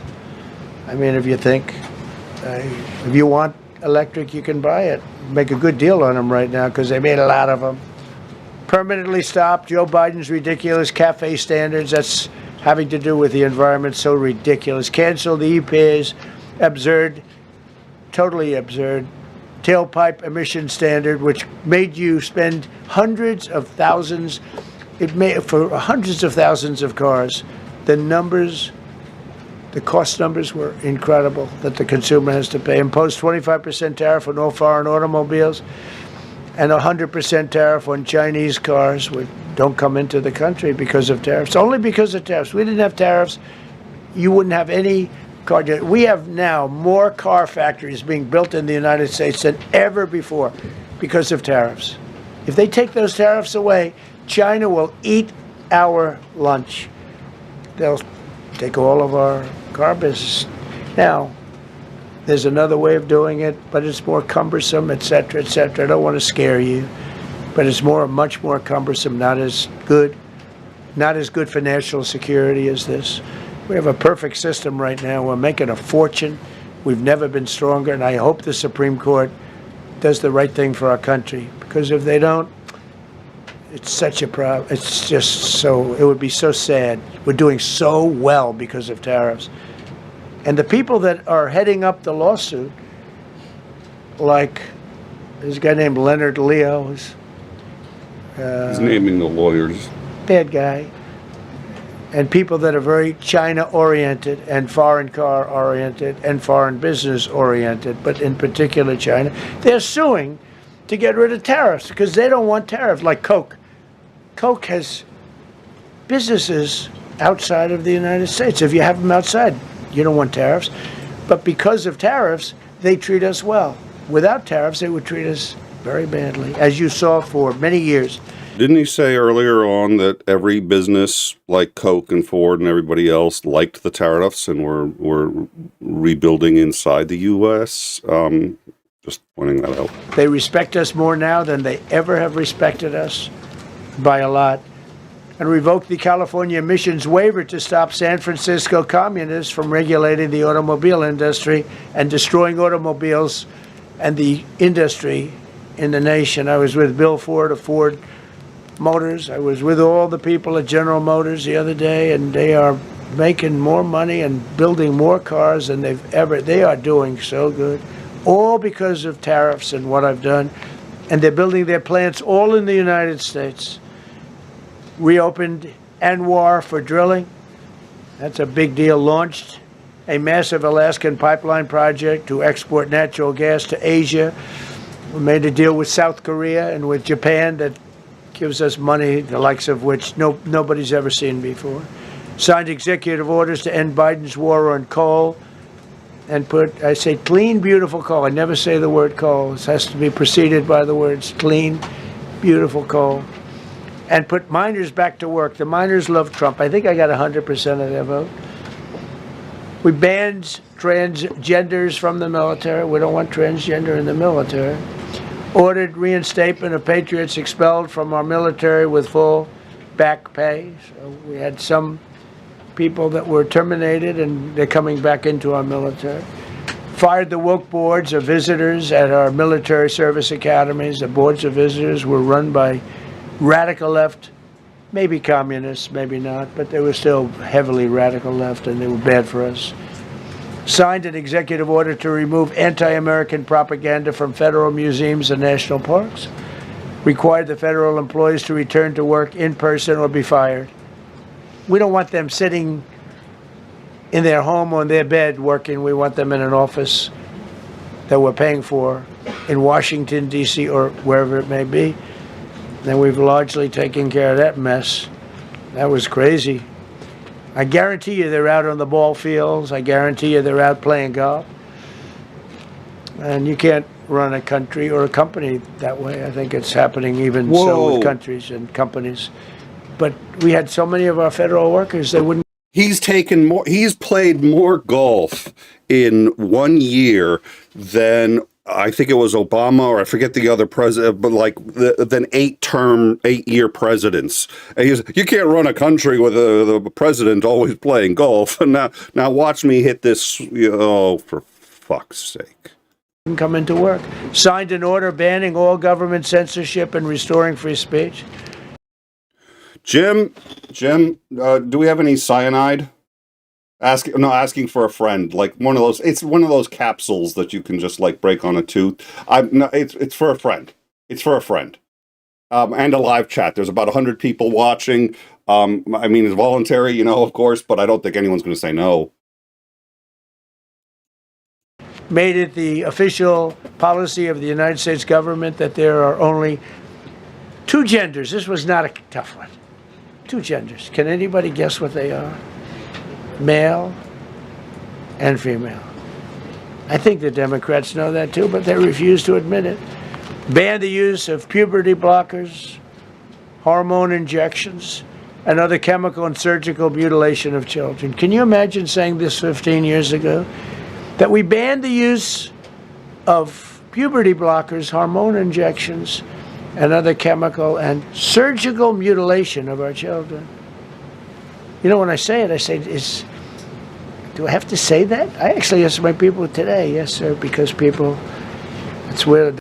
Well, I think you have to say it because it's not clear to many Americans that we should ban the election of child sex rapists, traffickers, and, felons who have 37 felonies. So when the United States as a country doesn't recognize that, you do kind of have to just walk them through the steps. There's nothing you can do about it. The country went. Banned men from playing in women's sports. Big Supreme Court case, and I mean, I can't believe it. Some of the justices were fighting hard for men to be able to play in women's sports. A couple of them. I can't imagine it, but I think anybody that rules that way should lose a lot of credibility. But we banned men from playing in women's sports. All you have to do is look at the records, look at weightlifting records, look at swimming records, look at track and field. It's not fair. It's very demeaning to women. Banned transgender ideology and critical race theory from our schools. Secured unprecedented settlements with Brown University, Columbia University, and many other colleges, including the University of Pennsylvania, where I went, the great old Wharton School of Finance. To restore fairness and merit, we're working with Harvard right now. They've been very anti-Semitic. Terrible what they've done. And we'll see what happens. I hear we have a deal, but who the hell knows with them? They have a lawyer that wants to show how hot he is. Ended taxpayer-funded student loan forgiveness for radical left and anti-American activists. Can you believe it? Began the process of abolishing the Federal Department of Education and returning education back to the states. And Linda McMahon is doing a fantastic job. Ended Joe Biden's weaponization of our government and removed his hand-picked radical left Marxist prosecutors from the Department of Justice, like deranged Jack Smith. He's a sick son of a bitch. They gave me the worst of the worst. And here I am. How did that happen? How did that happen? He's a sick guy, and Letitia James is sick. And Alvin Bragg is sick. They're sick people. And others. Fani. You can't call her Fanny. She doesn't like it. She wants to be called Fani. Fani Willis. I won. Can you imagine putting somebody through that? And then if I suggest that somebody may be guilty of a terrible crime, oh, he's weaponizing government. Oh, suggest a terrible crime like child sex trafficking? Sorry, just asking for a friend. Trump is weaponizing government. It's terrible. Can you imagine? They say to me about weaponize. I don't weaponize anything. But what they did to me, nobody ever went through what I went through. And here I am in a place called the White House. It's a beautiful place. Who would have thought, right? Signed legislation to cut all taxpayer funding to woke and biased NPR and PBS. And they're sort of gone now, I guess. I heard they closed up. They were terrible. They were so unfair. Yeah, I hear what is it, Daniel the Tiger, the little tiny tiger guy who that show that's for like 6-year-olds. I heard he was working for ISIS, so a good job on NPR and PBS. I think that was just spectacular work. You're really getting the bad guys there. Thanks, Donnie. They were so terrible. Officially reinstated Columbus Day. I like the name Columbus Day. The Italian people are very happy about it. Remember, when you go to the voting booths, I reinstated Columbus Day. That was an easy one. Yeah, because you're a fan of genocide. Cut Social Security wait times by 50%, serve 65% more Social Security recipients by phone, and are on track to doubling the service and performance compared to the Biden administration. We're 2.5 to 3 times better and faster. Slash VA claims backlog to the lowest number ever recorded. Created Trump accounts starting with $1,000 for every newborn baby. This is something that's become so popular. And I give Mr. and Mrs. Michael Dell Computer, who put in $6.25 billion, started with nothing. And he actually invested all that money to give to kids so that when they grow up, they have an account that might be worth a lot of money. It'll be riding with the markets. And, you know, they can, at 20 years old, 21 years old, they could have $100,000. They could have a lot of money. That's going to be amazing. But I give a lot of credit to Mr. and Mrs. Michael Dell. Signed AI executive order to ensure the United States dominates the future of artificial intelligence. So we're leading China. We're leading the whole world. We're producing more electricity than we ever have because I'm allowing every one of those plants to build their own electric facility. We're giving them very, very fast approvals, unlike Los Angeles with the fire. So the federal government, I want to give a lot of credit to 𝐒𝐫𝐚𝐬. The hardest approval for the 20,000 houses or more that burned down in Los Angeles because they didn't have the water. They didn't allow the water to come down from the Pacific Northwest. They routed the water into the Pacific Ocean. So we had no water there. No, he had. I would say open up the water. Open it up to the governor, to the mayor.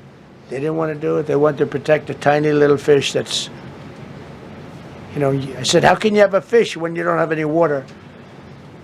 It was just an excuse, I guess. But it's No, it's because it was drinking water, and in the desert, drinking water is important too. amazing. We took 20,000 houses, and 𝐒𝐫𝐚𝐬, the toughest permit is from the federal government. Within 2 weeks, every single permit was given to the people to build their houses. Then you have the incompetent mayor of Los Angeles, he's neutral, who decided to go to Africa during the fire.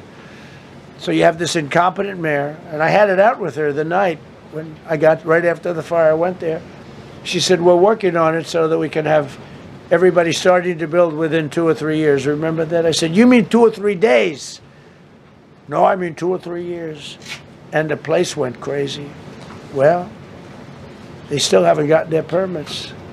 But every federal permit, every single one has been given a year ago.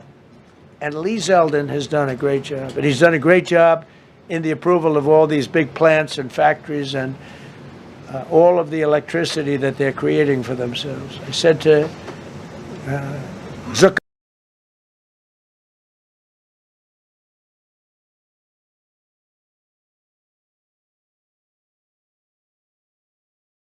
Zuckerberg, I said to all of them, I said to Jeff Bezos, I said to everybody.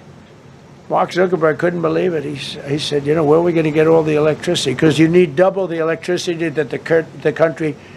I was muted. First of all, on the water thing, the water that he was talking about, they needed it for the desert. So they're in the desert. They need water. So you can't use your drinking water if you want to stay alive. But the other thing is, Maya said this, and I think this is true. He really does hate incontinence, and he has a lot of experience with incontinence and really just doesn't like it. So, I think that's a fair point. And thank you for bringing that up. Currently makes just to fire up those big plants. I said, well, nobody can do that. So what we're going to do is let you make your own electricity. Nobody believed it. And I said, we're going to get you fast permits. So we get them within 2 weeks. And they're coming up with some of the most incredible electric plants you've ever seen. So each one of those massive buildings, AI or otherwise, is building their own electricity. They're building their own plant. No, they're not. And it's incredible. Many of them are under construction. Not even already. fucking close to true. We're leading AI, and we're leading China by a lot. No, we're behind. Established a MAHA presidential commission, banned many artificial food dyes, as you know, issued new vaccine recommendations, and created new real food pyramid.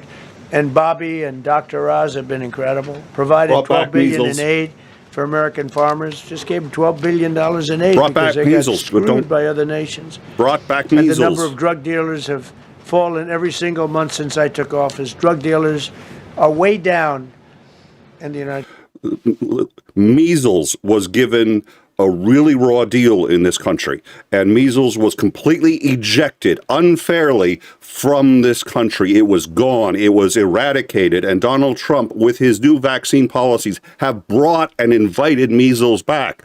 And God willing, polio will be next. I don't know why he's not taking credit for that. And that's a small version of what's sitting right there. That's just a small version. We took a country that was dead, and it's the hottest country in the world right now, and that's after 1 year. So let's go. It's the hottest country in the world because you've eliminated all emission standards, and global warming has accelerated. So, we're on fire, but not for the reasons that you think.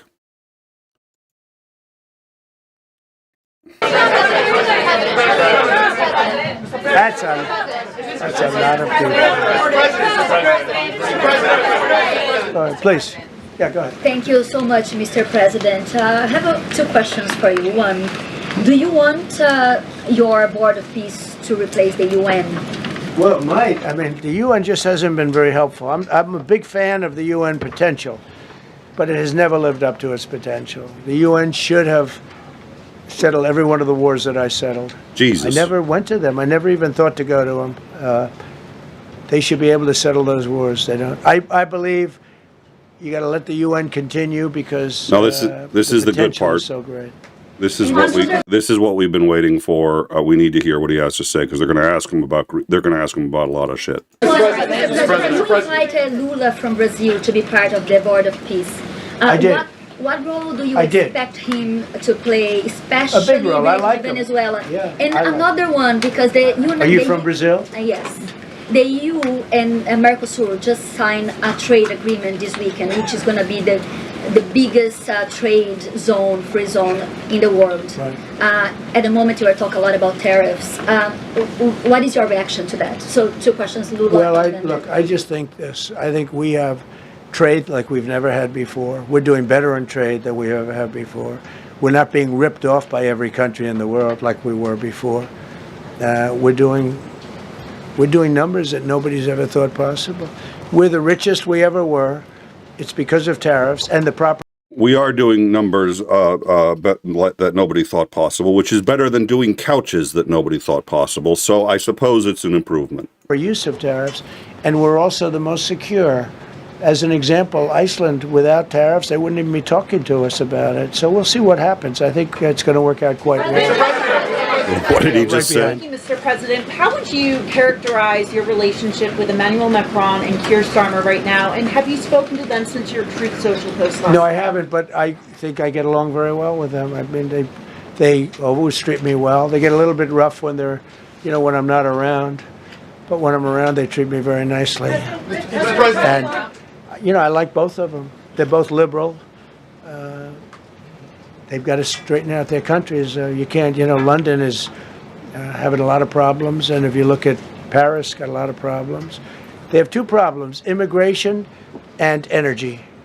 They got to stop with the windmills, and they got to go back like UK has an unbelievable asset called the North Sea. Norway uses it, makes a fortune. They have a better section of it, and they don't do it. They could straighten out their countries, and it would be good. But I get along very well with them. You told Norway's Prime Minister Are you from Norway? No. You look like you would be from Norway. She looks like she's from Norway. Go ahead. You told Norway's Prime Minister that you not winning the Nobel Peace Prize made you feel less obligated to think purely of peace. Well, I lost a lot of respect for Norway. And But I why would not believe, winning and that I believe prize very affect- strongly that Norway controls the Nobel Prize. But you have to understand, I settled 8 wars. I've had every one of those wars, every participant wrote, I didn't ask him to do it. They sent in strong they make recommendations for that. But I settled 8 wars. No president's probably ever settled 1 war. I don't know, think of it. I did 8. The reason I do it is because it's easy for me to do. And I didn't do it for a Nobel Prize. I did it because I'm saving a lot of lives. I'm trying to Literally sell the final one. You did it for I'm a trying Nobel to Prize. do Russia, Ukraine. And when Russia's ready, Ukraine's not. When Ukraine's ready, Russia's not. But they're losing 25,000 people a month on average. And I'm trying to get that one done. But no, I feel that Norway has tremendous control over who gets the Nobel Prize, despite what they say. How far are you willing to go to acquire Greenland? You'll find out. Thank you, Mr. President. Kevin Hassett has said that those $2,000 tariff rebate checks would be up to Congress to decide whether or not to disperse that. Do you agree with Kevin Hassett on that? I've made this observation before. I'm going to make it again, which is that Greenland is qualitatively different for him than everything else. When they said, how far are you willing to go with Venezuela? Oh, as far as it takes. I'm not going to let Venezuela push me around. They're killing Americans. This is a serious issue. This is every time, in every previous instance, when he's been asked and he has been given a chance to blow V8 on how strong he is and how he's going to project that power, he takes the opportunity. With Greenland, it's different. With Greenland, he was literally just asked, how far are you willing to go? You're going to find out. I have no doubt we're going to find out. He is more serious about Greenland than he has been about anything in either term. And figuring out why is difficult. We've had some discussions on it. Won't repeat those now, but I want to point out what just happened. That's the shortest answer he's given on anything, probably in any of his terms. How far are you willing to go on Greenland? You're going to find out. That is a qualitative Greenland. Wow. Or do you think you can do that unilaterally? No, I don't think we would have to go the Congress route, but we'll find out. The reason we're even talking about it is that we have so much money coming in from tariffs that we'll be able to issue at least a $2,000 dividend and also pay down debt for the country. But we'd do a $2,000 dividend to the people of our country. Would probably set a limit of, income limit where it made sense. But we will be able to make a very substantial dividend to the people of our country. I believe we can do that without Congress. Last night on Truth Social, you said that the British plan to hand the base of Diego Garcia over to Mauritius and then rent it back was an act of great stupidity. Previously, you've backed that deal. Is it now your position that the deal should not go ahead? I think that they, when they originally were going to do it, they were talking about doing some concept of ownership. But now they're looking to essentially just do a lease and sell it. And I'm against that. It's a reasonably nothing like Greenland, but it's a reasonably important area of the globe. Not to anywhere near Greenland, but I think they should keep it. I don't know why they're doing it. Do they need money? Mr. President, with your support to the Syrian government, most probably you avoided another civil war and a bloodshed in Syria, especially after the fall of the regime. I did a good job. And, the Syrian government, the last 2 weeks, had to use some force to implement its force on specific areas. And well, to keep the prisoners, the terrorist prisoners, which are some of the worst in the world, at bay. So they were able to keep that. He's working very hard. The president of Syria is working very, very hard. Strong guy, tough guy, pretty rough resume. But you're not going to put a choir boy in there and, get the job done. I spoke with him yesterday because we were talking about the prisons and, what was going on. We have some of the worst terrorists in the world in those prisons, and he's watching them. Syria. Mr. President, Gavin Newsom is going to be at Davos if he's not already there. You're probably going to run into him. I presume that this is for him to raise his platform for 2028, but what do you anticipate his foreign policy platform is going to be? I don't know. I don't know that he's going to be the nominee. I know this. I had a very good relationship with Gavin Newsom when we were, in office together. I was president. He was the governor of California. We had he would talk about it often, and somewhere we just went astray. I just hate the way California is being run. We actually have people leaving. It's never happened before, but I hate the way it's being run. He and I had a very good relationship, really close to the word exceptional, but now we seem not to. President Trump, you spoke earlier. Mr. President, you've been hearing from allies. Thank you. Thank you so much, President Trump. Kara Castanova from Lindell TV. Sure. And you spoke earlier about the 2020 election. Now that Maduro is in U.S. custody and he was criminally charged, has any more information emerged that you could share with us regarding Venezuelan election software and Venezuelan ties to tampering with the 2020 election? And would you consider speaking to Maduro personally in prison in New York to get some answers on Venezuela's involvement with the 2020 election? No, I don't think I would be doing that. I think my lawyers would be very unhappy if I did. Yeah, they've learned some things. Please. What happens to the tariff threat to Greenland if the Supreme Court comes out and rules against you on the tariffs? And well, I'll have to use something else. Are you willing to use force? Take a look at the word license. Take a look at other things. We have other alternatives. But what we're doing now is the best, the strongest, the fastest, the easiest, the least complicated. Sir, if you move ahead with the Greenland-related tariffs on Europe, you secured almost $1 trillion of commitments from them to invest in the United States. Does that go kaput out the window if that happens? I doubt it. Look, they need that agreement very badly with us. They really do. They fought very hard to get it. So I doubt that, but we'll see what happens. We have a lot of meetings scheduled on Greenland. I'm leaving tonight, as you know, for Davos. And we have a lot of meetings scheduled on Greenland. And I think things are going to work out pretty well, actually. Thank you, Mr. President. Could you still go to Paris for He's lying, or he is completely disconnected from reality. the G7 emergency meeting as offered by President Macron? This is not a joke, and I'm not trying to be sardonic, and I'm not trying to be. It's crystal clear. I mean, anybody who's been watching, he is not getting Greenland, and Denmark will fight. The NATO Article 5 will attempt to be triggered. Article 5 may not apply to NATO v. NATO. I have to reread the treaty. We had thought it had. I've heard from other sources it hasn't. Basically, every source that I look at, ABC News, anything like that I can tell hasn't read it, so they don't know, and they all disagree on what Article 5 actually says. So we'll get into that. But that notwithstanding, he's obviously it's not going to be easy. He's either lying or has had a mental breakdown. And by the way, those aren't mutually exclusive. They could both be true, and I suspect they both are. Again, not joking. He's non-compos mentis, and we've been seeing evidence of that for the last hour. And somebody had said in the live chat, and I think this is true, I think he is deliberately trying to break up NATO. I think in part he's doing it because he doesn't like NATO, because he's been snubbed by NATO, and they didn't listen to him in his first term, so he's going to get revenge on him. I also think it's because Putin has basically told him to do it, and they actually kind of agree on this anyway. And I think that's why his tone is different here, because there's compromat on him. Putin is willing to use it, and he wants to break up NATO, and Greenland is the easiest way to do it. No, I wouldn't do that.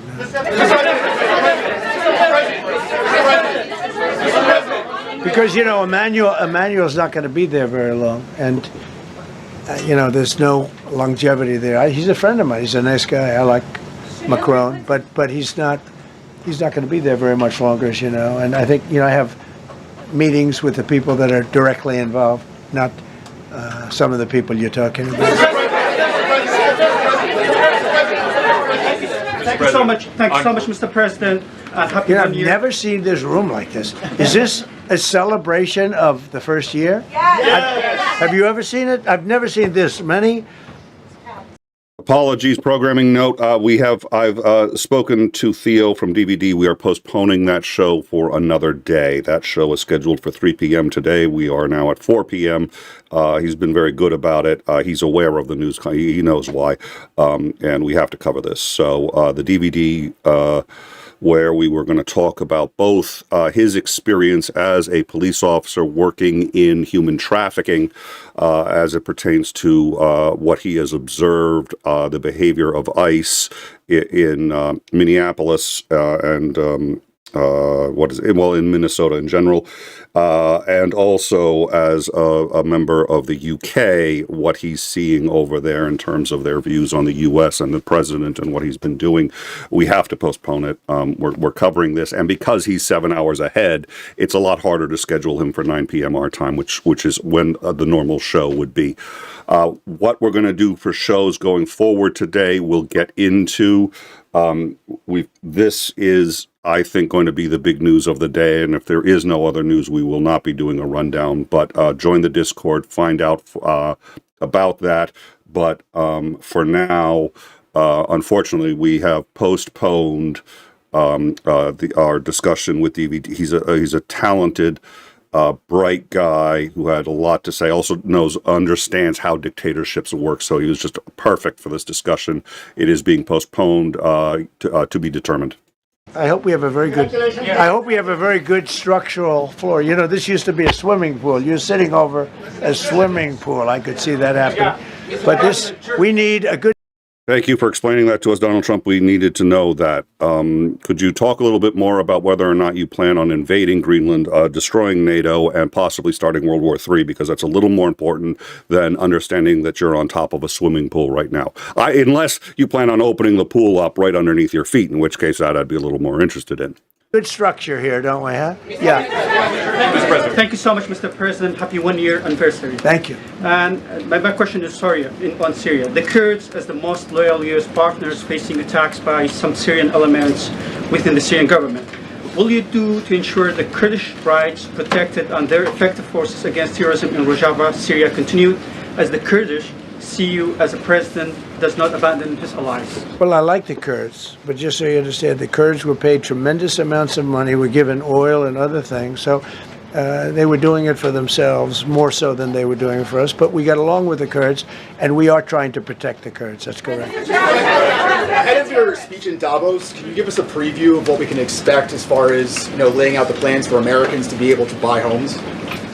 I think more than anything else, what I'm going to be speaking about is the tremendous success that we've had in 1 year. I didn't think we could do it this fast.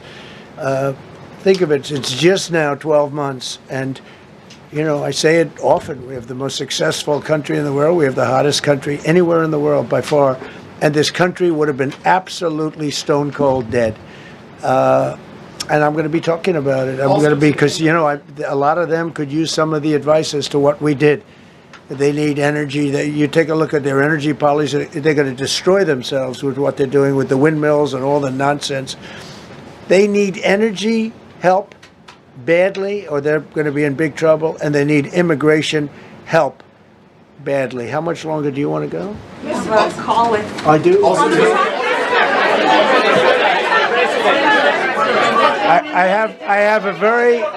I have a very important call with President Erdogan, who I like a lot. All right, one or two more questions. Go ahead. Thank you, Mr. President. During Go your ahead, second, please. Go ahead. One question about the critical we had one. Yes? thank you, Mr. President. The red blouse. Go ahead. You talked a lot at the beginning of this about the economy, some positive economic indicators. Polling shows a majority of Americans don't feel the economy is doing well. Are you worried you're making the same mistake as President Biden? No, I hope I don't make the same mistake as him. Look, I inherited a terrible, it's a great question, because we inherited a terrible, terrible mess. Between the border, between all the problems, the whole country was falling apart. And in 12 months, less than 12 months, in 12 months, we have the strongest border we've ever had. We have prices that are much, much lower than they were for the last time. We inherited very high prices. We inherited, remember this, inflation was at a historic high. We had never had inflation like that. They say 48 years, but whether it's 48 years or ever, we had the highest inflation, in my opinion, that we've ever had. Prices, because of that. Okay, it's important to understand Trump's actually telling the truth here. Not the inflation highest ever, but inflation was bad when he got into office, and thanks to his leadership, prices have gone up. Prices are going higher than they've ever been. He's done a great job of raising prices of everything. Bananas are one, I don't know why they're in particular. I know chocolate's going to be one in particular. But basic goods, he has done a spectacular job, far better than Biden, of getting those prices up at your grocery store. So he's right. He's done amazing there. We're very high. I inherited, we brought down eggs immediately. Remember the first news conference, they were screaming at me about eggs. I was in the position for 2 days. And we brought eggs down to lower than what they were before. And by the way, they continue that way. We brought the prices down from when I came into office and from what Biden had, way down. We're going to bring them down further. But the job we did is a miracle. One of the reasons I'm doing this today is to explain. We inherited a mess, and we've made it a beautiful, beautiful picture. Think of gasoline at $1.99 in many states. $1.99 a gallon. It was $4.50, $5, in some cases $6 or $7. We're at $1.99. And energy is so big that with energy, everything else comes down. But the prices are coming way down, and we're going to bring them down further. But we started up here with these guys. We inherited a country that was broken. We inherited a country, and I have a very warm spot. We've done very well with Venezuela. And by the way, that even in itself is going to help us bring down the oil prices. The Venezuelan oil, we've taken 50 billion 50 million gallons of oil. We've taken 50 million barrels of oil out of Venezuela in the first 4 days. We've got millions of barrels of oil left. We're selling it on the open market. We're bringing down oil prices incredibly. And when they come down and they... He's using a new economic technique for this, actually, which most people haven't realized and given him credit for. It's called extortion. What he's doing is he has installed his own government regime in there, and it doesn't sound like he installed them because they were already there. It was the vice president, but he has literally said on television, if she doesn't do what he wants, she's going to get replaced, and what happens to her is going to be worse than what he did to Maduro, which, by the way, since Maduro was sent to a New York prison that's noted to be one of the actually worst prisons in the United States, like the food is literally rotting. There's infestations of rats, cockroaches, the whole 9 yards. It's actually, and it is listed as a violating of human rights by the UN. That's where Maduro is right now. That's where he's being held.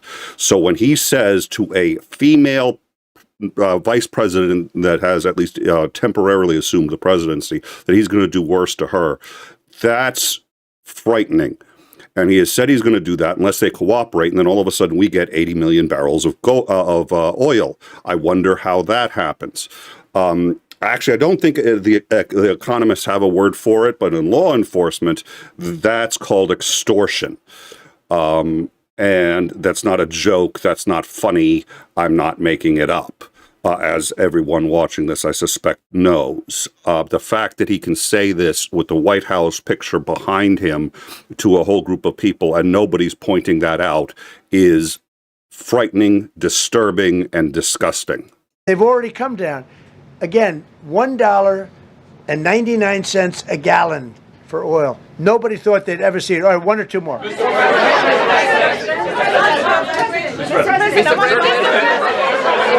Go ahead, go, yes. President, I want to ask you about Iran. Is the military option still on the table? And can you assure us that the killing in Iran has stopped? And when regard to the Peace Council, which members have to pay $1 billion? So with Iran, are you from Iran? No, I cover the White House. Where are you from? I'm Palestinian American. So with Iran, they were going to hang 837 people. And I let them be known that, and we let them know that if that happens, that will be a very bad day.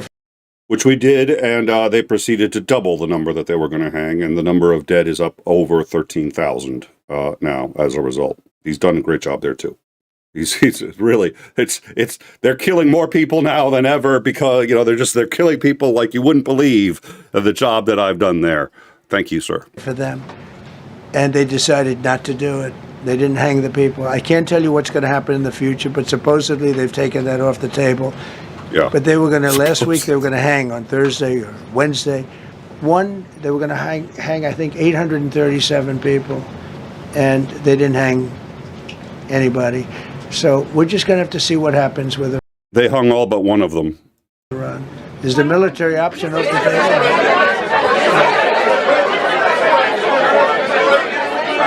Go ahead. Thank you, Mr. President Trump. Thank you, President Go Trump. ahead, please. Thank you, Mr. President. Go ahead, I'll take your question. Okay, thank you. Thank you, Go ahead, right here. Thank you, Mr. President. You promised during your second inaugural to always put America first. I'm curious, how would you winning the Nobel Peace Prize improve the lives of average, everyday Americans? Why is this prize so important?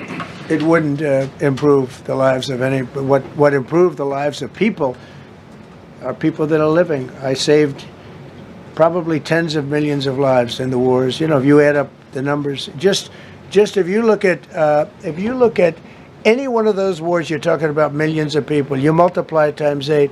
But when you look at India and Pakistan, that could have been 10, 15, 20 million people. Could have been more than that. So I saved millions of people. So that to me is the big thing.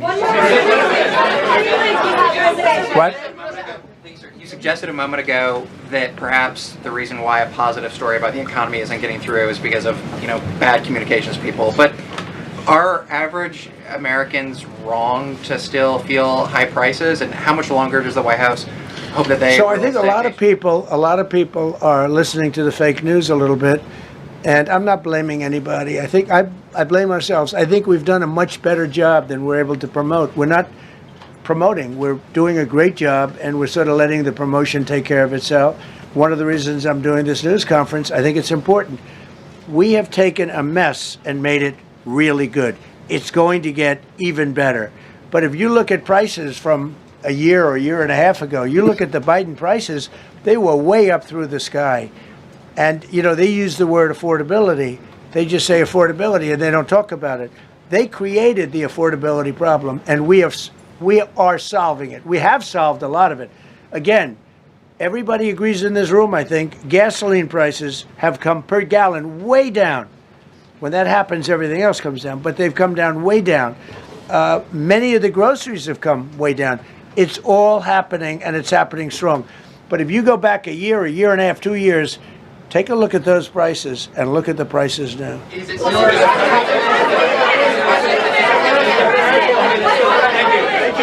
That's called gaslighting. President of Venezuela, you made a condition. Where are you from? I'm from Spain. Nice place. Thank you. You made a condition that the political prisoners should be freed. It seems that they are not being as fast as they promised in the beginning. Would that be an issue for the current government? They've agreed that they're going to let, I guess, most of them out. Or depends on what they did, but they have released a lot of.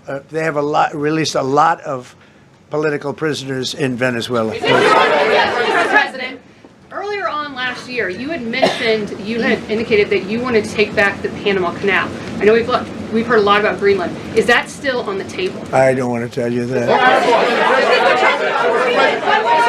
Sort of.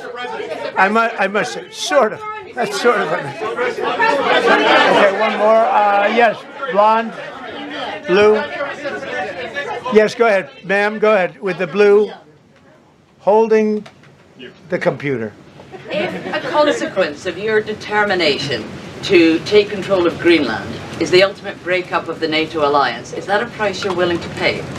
You mean the breakup of it's very interesting. So I think something's going to happen that's going to be very good for everybody. Nobody's done more for NATO than I have, as I said before, in every way.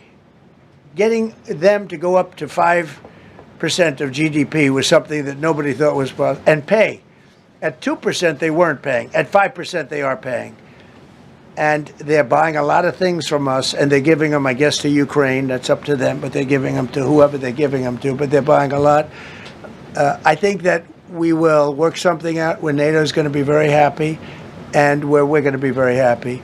But we need it for security purposes. We need it for national security and even world security. It's very important. How about it? Thank you very much. First of all, last year you told me that you believe that the reason you won an election is because God put you in this place so that you could save the world. Looking back 1 year, do you feel like God is proud of the effort that you've put in? I do, actually. I think God is very proud of the job I've done. And that includes for religion. You know, we're protecting a lot of people that are being killed, Christians. Many people don't know this, by the way, which is I was actually a Christian until Trump got elected. Now I'm an atheist. Jewish people and lots of people are being protected by me that wouldn't be protected by another type of president. No, I think a lot of people are very proud of the job we've done. We've had an amazing year. This has been one of the greatest years. Even some people that wouldn't necessarily love me instinctively, they're saying this was an incredible year. We've had an incredible year economically. Look at our border. Our border was a disaster. People pouring. It was an invasion into our country of a lot of very bad people. Good people too, but a lot of very bad people from prisons and drug dealers and gangs and horrible people, murderers. Thousands and thousands of murderers allowed into our country. And we now have the strongest border of any country. There's probably not a country, I guess North Korea has a pretty strong border, by the way, but there's not a country in the world that has a border like we do. And we took it from the worst border. We had the worst border in the world. Now we have one of the strongest borders in the world. One more question. Mr. President, you said you're confident something's going to get worked out in Greenland, but Greenlanders have made it clear they don't want to be part of the U.S. Well, what gives the U.S. the right to take away that self-determination? When I speak to them, I'm sure they'll be thrilled. Mr. President. NATO? Mr. President. Again, one of the shorter answers he's given. No, again, I stress this for a very important reason. Qualitatively, his behavior on Greenland is different than everything else. It's different than Venezuela. It's different than when he was threatening Colombia. It's different than when he threatens the Panama Canal. It's different than when he threatens Iran. He is much more succinct, much more direct and to the point. So what that tells me is his reasons for wanting it are very different than everything else. This is affecting him on a different level. It is, and I don't even think it's a misdirect. I do believe he wants to break up NATO, but my suspicion is he wants that as much because he's being blackmailed by Putin as he does because he's pissed at them. But whatever the reason is, he's not playing in a way that he does with every other topic, even sometimes the Epstein files. If somebody asks him about the Epstein files, what does he say? He says, "Oh God, the Epstein files. People, I thought people had given that up. And then he goes on for 5 minutes about it. He doesn't do that here. Every question, very quick answer, moves on. That frightens me. And that's the other reason why I say it is going to happen. He's going to do something. Anybody who's sitting there saying bluster, this or that, and my suspicion is, judging by the reaction of the EU, they've noticed the difference too. And that difference probably has translated to direct messages. So when he talks to any of them directly, they can tell there's a difference in his demeanor. This is important to him in a very different way, and we have to understand that. Are you committed to keeping the U.S. in NATO? I've had such a good relationship. I've made it so much better, so much stronger. It's so good now. NATO is so much stronger now. I don't agree with a lot of the things they've done, but that was done before I got there. I think NATO's been good. Sometimes it's overrated, sometimes it's not. But we have a strong NATO. When I came here, we had a weak NATO. We had a NATO at 2%, and they weren't paying. You had a nothing NATO. NATO's, whether you like it or not, it's only as good as we are. If NATO doesn't have us, NATO is not very strong. Sage, do you have Jack Kevorkian's number handy? Oh, he's dead. Oh, well, okay, never mind.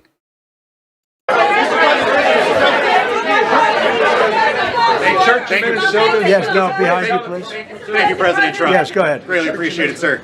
We heard a long list of accomplishments from the last year. Could you cherry pick the top 3? And then looking forward, what are your 3 most important priorities in 2026? So I think the building of a really...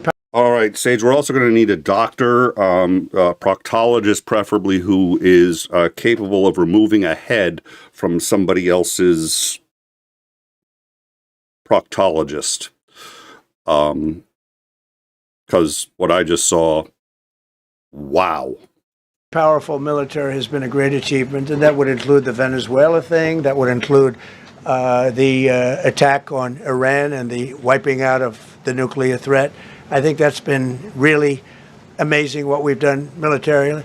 I think what we've done in business has been incredible. We have $18 trillion coming in. Plants are being built all over. Thousands of plants are being built all over the country. 18 trillion is a record. No country has ever come anywhere even close to that. I think that's a record.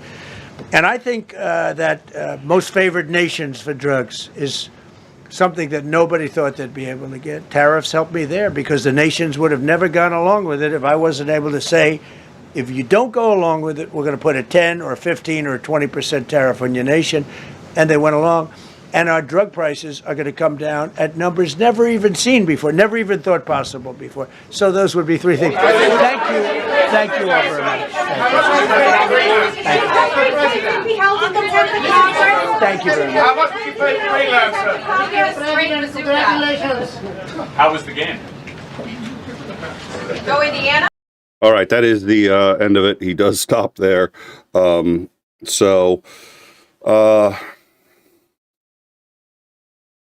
Right now, basically, he has, we're aware that he has reiterated that he is going to continue the tariffs. He is going to do that. He has reiterated he is taking Greenland one way or another. We have had to on most shows updated, has he changed his mind? Because he changes his mind so frequently on things. I don't think he's going to, but we update it because when somebody comes out and says, well, here's what we're going to do so that he doesn't do that, and we're going to remind him of Article 5, like, okay, as of 4 hours ago, he was reminded of Article 5, and he hasn't changed his mind. Dorito sent me Article 5, and I had said I was going to read it, and it's worth reading really quickly. It's reasonably short. And it's just important to understand. And it is as I remember it, which is, and it's very important to what people say is it's the article that says an attack on one is an attack on all. And that's really just a very shorthand way of putting it. It's not entirely true. Quote, the parties agree that an armed attack against one or more of them in Europe or North America shall be considered an attack against them all, and consequently agree that if such an armed attack occurs, each of them, in exercise of the right of the individual or collective self-defense recognized by Article 51 of the Charter of the UN, will assist the party or parties so attacked by taking forthwith individual and in concert with other parties such action as it deems necessary, including, and this is important, the use of armed force. Now, so first of all, there is no language here that it's anybody who attacks a NATO country. So that includes another NATO country. So I've seen some in mainstream media saying that Article 5 does not apply when it's an internal attack. I just read Article 5. It doesn't say that. So we're pretty clear on that. The other important thing that you need to realize about Article 5 is it's misrepresented often as everybody else needs to attack that country or come to the defense of the country that's hit. That is not true. Trump knows it's not true, and I think he's counting on that. The words, and again I said, including the use of armed force. What that means is armed force is an option. It is not required. You are required to aid, and you are required to aid in such a way that you deem is necessary. So each country has the ability to contribute how and or what it wants to the defense.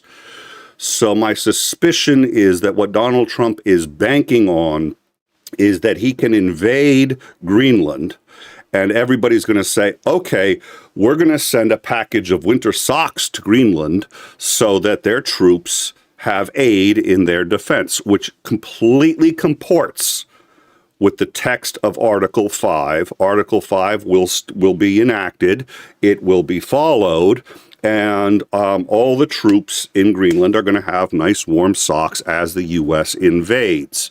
Article 5 is not well understood by the general public or by the mainstream media, who I am convinced hasn't bothered to read it, because it does not require that the countries attack back. It does not require the EU or the rest of NATO to send nuclear weapons into the U.S. And this has to be brought up for a number of reasons, not the least of which is, again, World War III is trending, and we've spoken about it, and it's one of those things. This is massive global instability. This could end NATO through a couple of different scenarios, not the least of which would actually be the U.S. leaving NATO. But having said that, Article 5, the Mutual Defense Pact, an attack against one of us is an attack against all. When you read the text, it doesn't really, if we attack the UK, other countries in NATO aren't going to respond as if we had attacked them. They may send help to the UK, but they're not going to sit there and, France isn't going to send there and say, oh my God, we just got attacked by the US, even though that's the wording in the Article 5. So Trump is counting on, and has said this, and Miller has come out and said this, and he says NATO isn't going to dare attack the US. I don't know. I do know, again, this, and I'm not saying Hitler to equate actually to fascism. I'm using Hitler to equate to the notion that you can just keep conquering countries and nobody's going to at some point say you have to be stopped. I mean, Hitler got further than anyone thought. It was the Chamberlain's peace in our time and appeasement, and the idea that, and I think Trump feels that the same way, which is Trump says to himself, not as Chamberlain, but as Hitler, which is, look, we're such a big country and we can do so much. Nobody's really going to mess with us and we can take what we want. Unfortunately, there is some truth to it, but it's some truth. And somebody put this in the live chat, and I think it's true. Bullies are always shocked when someone finally stands up to them, and it will happen. The question is when. Is it going to be Greenland? I don't know. But I think the EU, from what I've seen, and we were pulling this off the BBC explicitly for that reason, because I wanted to get some idea, and I didn't mean England, but England as well. The EU is very clear on what he's doing and that this is real. I think that's why they're sending troops, and they have a legit problem, because Article 5 means nothing if they do nothing about it, and they need to maintain NATO. But having said that, it's the U.S. Now, is the U.S. going to use nuclear weapons against anyone in Europe? I believe Trump would. I don't believe the U.S. will or would. I believe the military would not follow that order, I think, if he issued it. So I think there could be a genuine war between the United States and NATO over Greenland, with hopefully limited casualties, and it doesn't spiral out of control. But that's what Article 5 says. It does not commit them to use force. It permits them to use force, but does not commit them to it. It just commits them to aid, whatever that means. Okay, so Dow has had its worst day since October. It's now down more than 2%. It was down 1%. As I said, it's been doing nothing but going down since Trump has done this. And there are two reasons, possible reasons. One, because the Dow sometimes goes up and sometimes goes down. The other is because people are realizing that Trump is serious about Greenland. And I mean, we've known it for a while, but I think there's been a tendency to not believe, especially in corporations and businesses, because he's a businessman, and they know that invading Greenland would not be good for business, and isn't going to get it. It makes no sense until you realize what we talked about with him deliberately trying to break up NATO. But from a general perspective, it makes no sense. So, This slide may continue. I don't think it's going to have any impact on his decision. He's decided he's going to do it. I think he's going to use the 8th. We're going to try to the 8th Airborne. Sorry, the 11th Airborne. And they're getting ready right now for Arctic engagements presumably in Minneapolis, Minnesota. I don't think that's where they're going to go. So we'll see. I think that covers it. I need to check one other thing real quick. Yep, I think we're good on that. And did we get any more super chats? I want to check on the super chats. So here's what we're going to do. This breaking allowed us to cover a lot of stuff that we'd normally cover today. There's going to be a response. He did not say anything strikingly new, but he has reinforced what he's going after Greenland one way or another. This is not a joke, and this is not something he's going to forget about like Iran. I do think Iran's going to come back, and I think he is going to attack Iran. I think the reason he hasn't said anything about it is because the carrier group isn't there yet, but it's still going there. It's still going there at full speed. It's just going to take a while. I think the estimate was 11 days from when it went off. So once it gets there, but there's no reason to send the carrier group there. It's the Jefferson. There's no reason to send it there unless he's going to need the carrier group. We went over this earlier. He can get special forces on the ground there really easily. The 82nd can just send them over and send refueling planes so that they can go any distance, land anywhere on the planet, pull their special forces operations, and then get the hell out. So if he just wants to yoink the Ayatollah, he can attempt that at least anytime he wants to. So why is he sending a carrier group? Well, for the same reason in Venezuela, I suspect. Because again, in Venezuela, once he grabbed Maduro, he says he was done, but he retweeted that thing about him being president of Venezuela, and the new president of Venezuela, he said she's going to play ball or I'm going to treat her worse than Maduro. That's one hell of a fucking threat. And he's got an aircraft carrier group right off the thing. So what do you think he's got intended for Iran? So, yeah, we're going to see Iran again, but Greenland is a whole other thing. I suspect he's deliberately trying to break up NATO. We've talked with Commander about this and how this may or may not do that. The other thing is, I think, though, is he's going to use it as an excuse to withdraw from NATO and hope that that in and of itself will help cause the breakup, since we shoulder so much of the NATO budget and NATO resources. That would be catastrophic for us because I guess the biggest, and I'll tell you, this is one of the benefits of NATO. It's probably one of the biggest that we get outside of the protection and all of this other stuff. The U.S. has a problem, which is there are countries that want to wipe us out and have the capability. This includes and is especially China. China has the super EMP that they can detonate that over the U.S. and wipe us out, boom, like that, anytime they want, and we cannot stop them. We can't. We can't stop them. I'm not kidding. We can't. But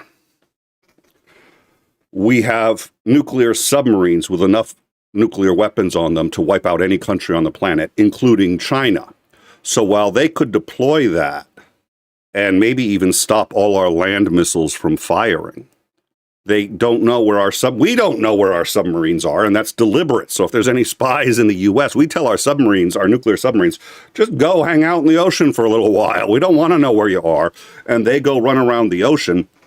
And if the U.S. gets wiped out, they retaliate against whoever did it. And each one of these submarines could wipe out China 2 or 3 times over. So China doesn't do it. But we've also got missiles in other countries, including, for example, Qatar, Poland, so on and so forth. And one of the ways we do this is by building bases there under the auspices, now not with Qatar, but with Poland, under the auspices of protecting NATO. So a NATO base under U.S. control that has nuclear weapons capable of striking any country. It's in Poland, so if somebody wipes out the United States, we can still retaliate. And that's why there hasn't been a nuclear war. That's why when we were talking yesterday about what is a first strike capability and why it's important about the idea of wiping out a country before they can retaliate. Because if you don't, nuclear weapons are so powerful, if they retaliate, you're gone too. Mutually assured destruction. So the way we have what's called the nuclear triad, we avoided it by 3 ways. 1, aircraft that are in the air at all times that have nuclear weapons. And again, like the submarines, it's classified where they are, they're immune to radar, and they fly around, and they have nuclear weapons, and their job is to stay in the air. That's it. They don't attack anyone. They don't do anything. They just fly around. We have nuclear weapons on the land. A lot in the U.S., but deliberately on other continents as well, in case the entire U.S. gets wiped out. And then the third of the triad is in the water in submarines that nobody knows where those are either. So if you want to take us out and survive, you have to find hidden stealth aircraft that have weapons that can destroy you. You have to find 12 subs, each of which is capable of destroying you, and you have to destroy the entire United States and most of our allies, including, like, because right now the UK would retaliate. Actually, NATO would retaliate. So the UK would use their own nuclear weapons and retaliate against anyone that hit us. So if China attacks us and we don't survive, we still have allies that would retaliate. So China doesn't attack us. They don't attack us. That's why. And so when you screw with our ability to be in NATO, you are screwing with the nuclear triad, which is the fundamental principle that has kept the United States from getting wiped out since World War II. Can we still retaliate? We still have the subs. We still have the... But now he's removing a whole bunch of allies that would retaliate, that are nuclear capable, including, for example, the UK. He's wiping out a lot of military bases where we've hidden. And what we did, real simple, this was deliberate. We took a whole bunch of Russian government agents and flew them to Poland. This is one reason, by the way, why Putin wants Poland so badly. And let them tour our nuclear weapons in Poland and showed them how many we've got and how strong they are. The reason is because those weapons were MIRV missiles that could wipe out all of Russia just from Poland alone. And what we said was, okay, we've just proven to you that we have missiles on other continents. And we want you to know and confirm that we have missiles on other continents. We've shown you one. There's more. We're not going to tell you how many more. They're on other continents. We're not going to tell you which continents. We're not going to tell you where they are. But what we are going to tell you is every one of those sites is capable of wiping you out. So don't hit us. Have a nice day. And that has worked as a deterrent. And as soon as we're out of NATO, that deterrent drops dramatically. It does not end. I don't want to... listen, you got... And by the way, there are two things you're going to get on this channel you're not going to get on other channels, because there are other news channels, I'm fully aware, and I like some of them. I love some of them. But on this channel, we try to have a sense of humor about some of the darker stuff, because it's laugh or cry, and okay, we try to have a sense of humor about some of the stuff. The other thing is you're not going to get the doomerism. I'm not going to... I can think of like 3 channels right now where they'd be like, our nuclear deterrent will be gone if we leave. It's not going to be gone. It's not. In fact, we could lose all the ground missiles. We'd still have 2 legs of the triad. There's a reason we have 3 separate, independent systems. But it is going to be degraded. It's going to be degraded. And it's going to be degraded significantly because we have missiles, and there's a whole bunch of theories where we have them. Commander has mentioned a few places where they've been discovered one way or another. But basically, our NATO allies are the best places to do it, because it also makes it less likely that NATO is going to get struck. So NATO actually appreciates holding those missiles for us, and it helps us maintain the deterrence. And Trump wants us out of NATO because they don't help us. He's a moron. He's a goddamn idiot. And I would like to point out, it's usually the strongest country in an alliance that benefits the most from the alliance. It doesn't look that way on paper because disproportionately they usually spend the most and yada, yada, yada. But they're also the ones with the most to lose. Because they have nuclear weapons, the UK had not much to lose by leaving the EU, and they'll lose if they leave NATO, but it's not, Russia's not going to take the UK. So who has the most to lose? Us. That's a fact. And who has the most to gain? Russia. I was diving into the JFK assassination for a while, and my father told me something, and he was a lawyer, defense attorney, and he defended a lot of cases. And there was always a question of who did it. Was it his client, or was it somebody else, or, what are they going to, and they're all... But he told me something that any detective will tell you, and most of us still don't really do or think about. But he's like, whenever there's a mystery, Somebody's dead. The first thing you should do is ask yourself who benefits the most from it. Who benefited the most from the Kennedy assassination? The mafia benefited, but they didn't benefit the most. Russia benefited, they didn't benefit the most.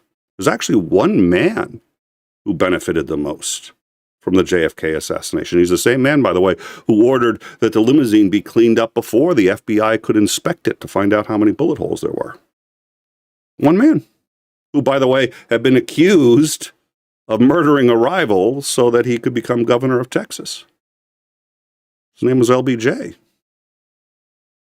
Just a thought. Who benefits most from us leaving NATO? It's not Trump. It's not the U.S. It's not anyone in NATO. It's only really one country that benefits. Russia. Putin kind of Trump kind of likes Russia. So the real question is, who benefits from us leaving NATO? Trump's not going to make any money off of it. He's not. The minerals that they have are under so much ice right now. He'll be long dead before. Who benefits? It's not us. It's not Trump. It's not NATO. One guy. It's not even Russia. It's one guy. Putin. Because of what his plans are going forward. Russia doesn't care. The average Russian doesn't care. So, food for thought. Here's what we're going to do. If there's any news that requires a rundown, for those of you who are new, a rundown, we usually just try to hit the bullet points and it's been getting harder because everybody's getting triggered, especially and including me. But we hit the bullet points of what's been going on and, leave it at that. You can join our Discord. You can see all the news as we're doing it and even contribute if you'd like. We really do appreciate the super chats. We are an independent news organization, so without your support, we're done. So thank you very much to those of you who support either by contributing with the news, by becoming members, or by super chats. It makes a huge difference. And you hear that from every YouTuber. There's a reason you hear that from every YouTuber. It's because it's true. It's not because we like saying it. I hate saying it. I hate it. I vowed I was never going to beg for subs or this or that, and it's not begging, but anyways, we're only 5 hours. I am really starting to dislike Dorito. I'm just saying.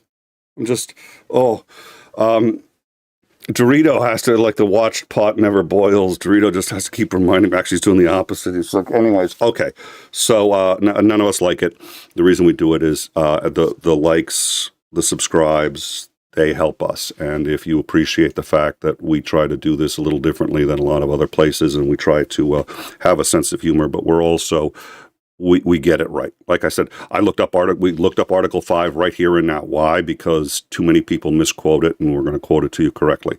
So if you appreciate what you do, and I appreciate Mowdy. Mowdy's been doing his own work. He is a professor at Rutgers University, but he's been doing work on IQ and the sort of the race. What is it? Oh, I'm sorry, I'm a little tired, and my brain is fried. The both the eugenics, the dysgenics, and so. He is, I believe, in the live chat right now. He's also been a guest host many times on this show, and we're going to have him back because he and I, first of all, he's one of my favorite people in all the world. I love the guy, and he's one of my best friends. But also, we do well together as when we do shows. So we're going to have him on at some point. I don't know what we're going to do tonight. If there is breaking news, which there's a distinct possibility, we'll go to that always, as we always do. We do have last night or early this morning, 4 a.m. our time, Speaker Johnson spoke to Parliament, and we're going to go over that and see if it's really newsworthy. Having just gone through this entire thing with Trump, I'm not going to ask our audience, and I have no intention of doing this again with Johnson, save for the parts I've seen of it. He was very eloquent. And that's concerning because what that means is somebody wrote that speech very well and knew the audience. He was quoting Churchill, pointed out that Reagan had made the same discovery as Churchill, only just years later, and all this other stuff. So being very sort of paying deference to the UK, and that's important because they're not in the EU. They're in NATO, but they're not in the EU. It's a different audience, and they have been more accepting of our behavior than anyone else. So we're going to keep an eye on all of these things. Again, our Discord, and there are different channels for everything. If you're into gaming, we have a gaming channel.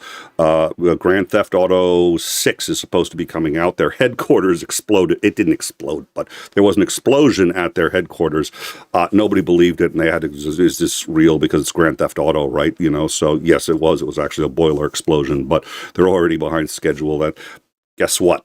Discord. So come join us there. That's also where we do most of our work. I know some of you don't know what Discord is or use it, but I also leave a comment, and I reply to most comments, and I go through them all. Like, subscribe, and if you think we do a good job and you have friends who think you would appreciate it, share it. Thank you to the mods. Thank you to everybody for a very sudden live stream, and I think the next scheduled stream at this point is Downtime with Commander Lance McMillan. That's going to be an interesting one, and let's see, hold on a second. Okay, yeah. That'll be Downtime with Commander Lance McMillan. It'll be very interesting, and we're going to get back to him on how long it takes for two airborne battalions to be prepared, because he was a logistics officer and staged the Iraq War for the 5th Fleet out of CENTCOM. So he's going to know how long it's going to take for the 11th Battalion to get ready, and how and when within a couple days. I think he's going to be able to predict if Trump is going to deploy them to Greenland, when that's going to be. And I think that's going to be a long day for all of us. Thank you all for joining us, and we will see you Thursday night, 9 p.m. East. No, actually, we're going to see you tomorrow, because we're doing rundowns. I forgot we're doing rundowns every day at this point. The news is just coming too fast.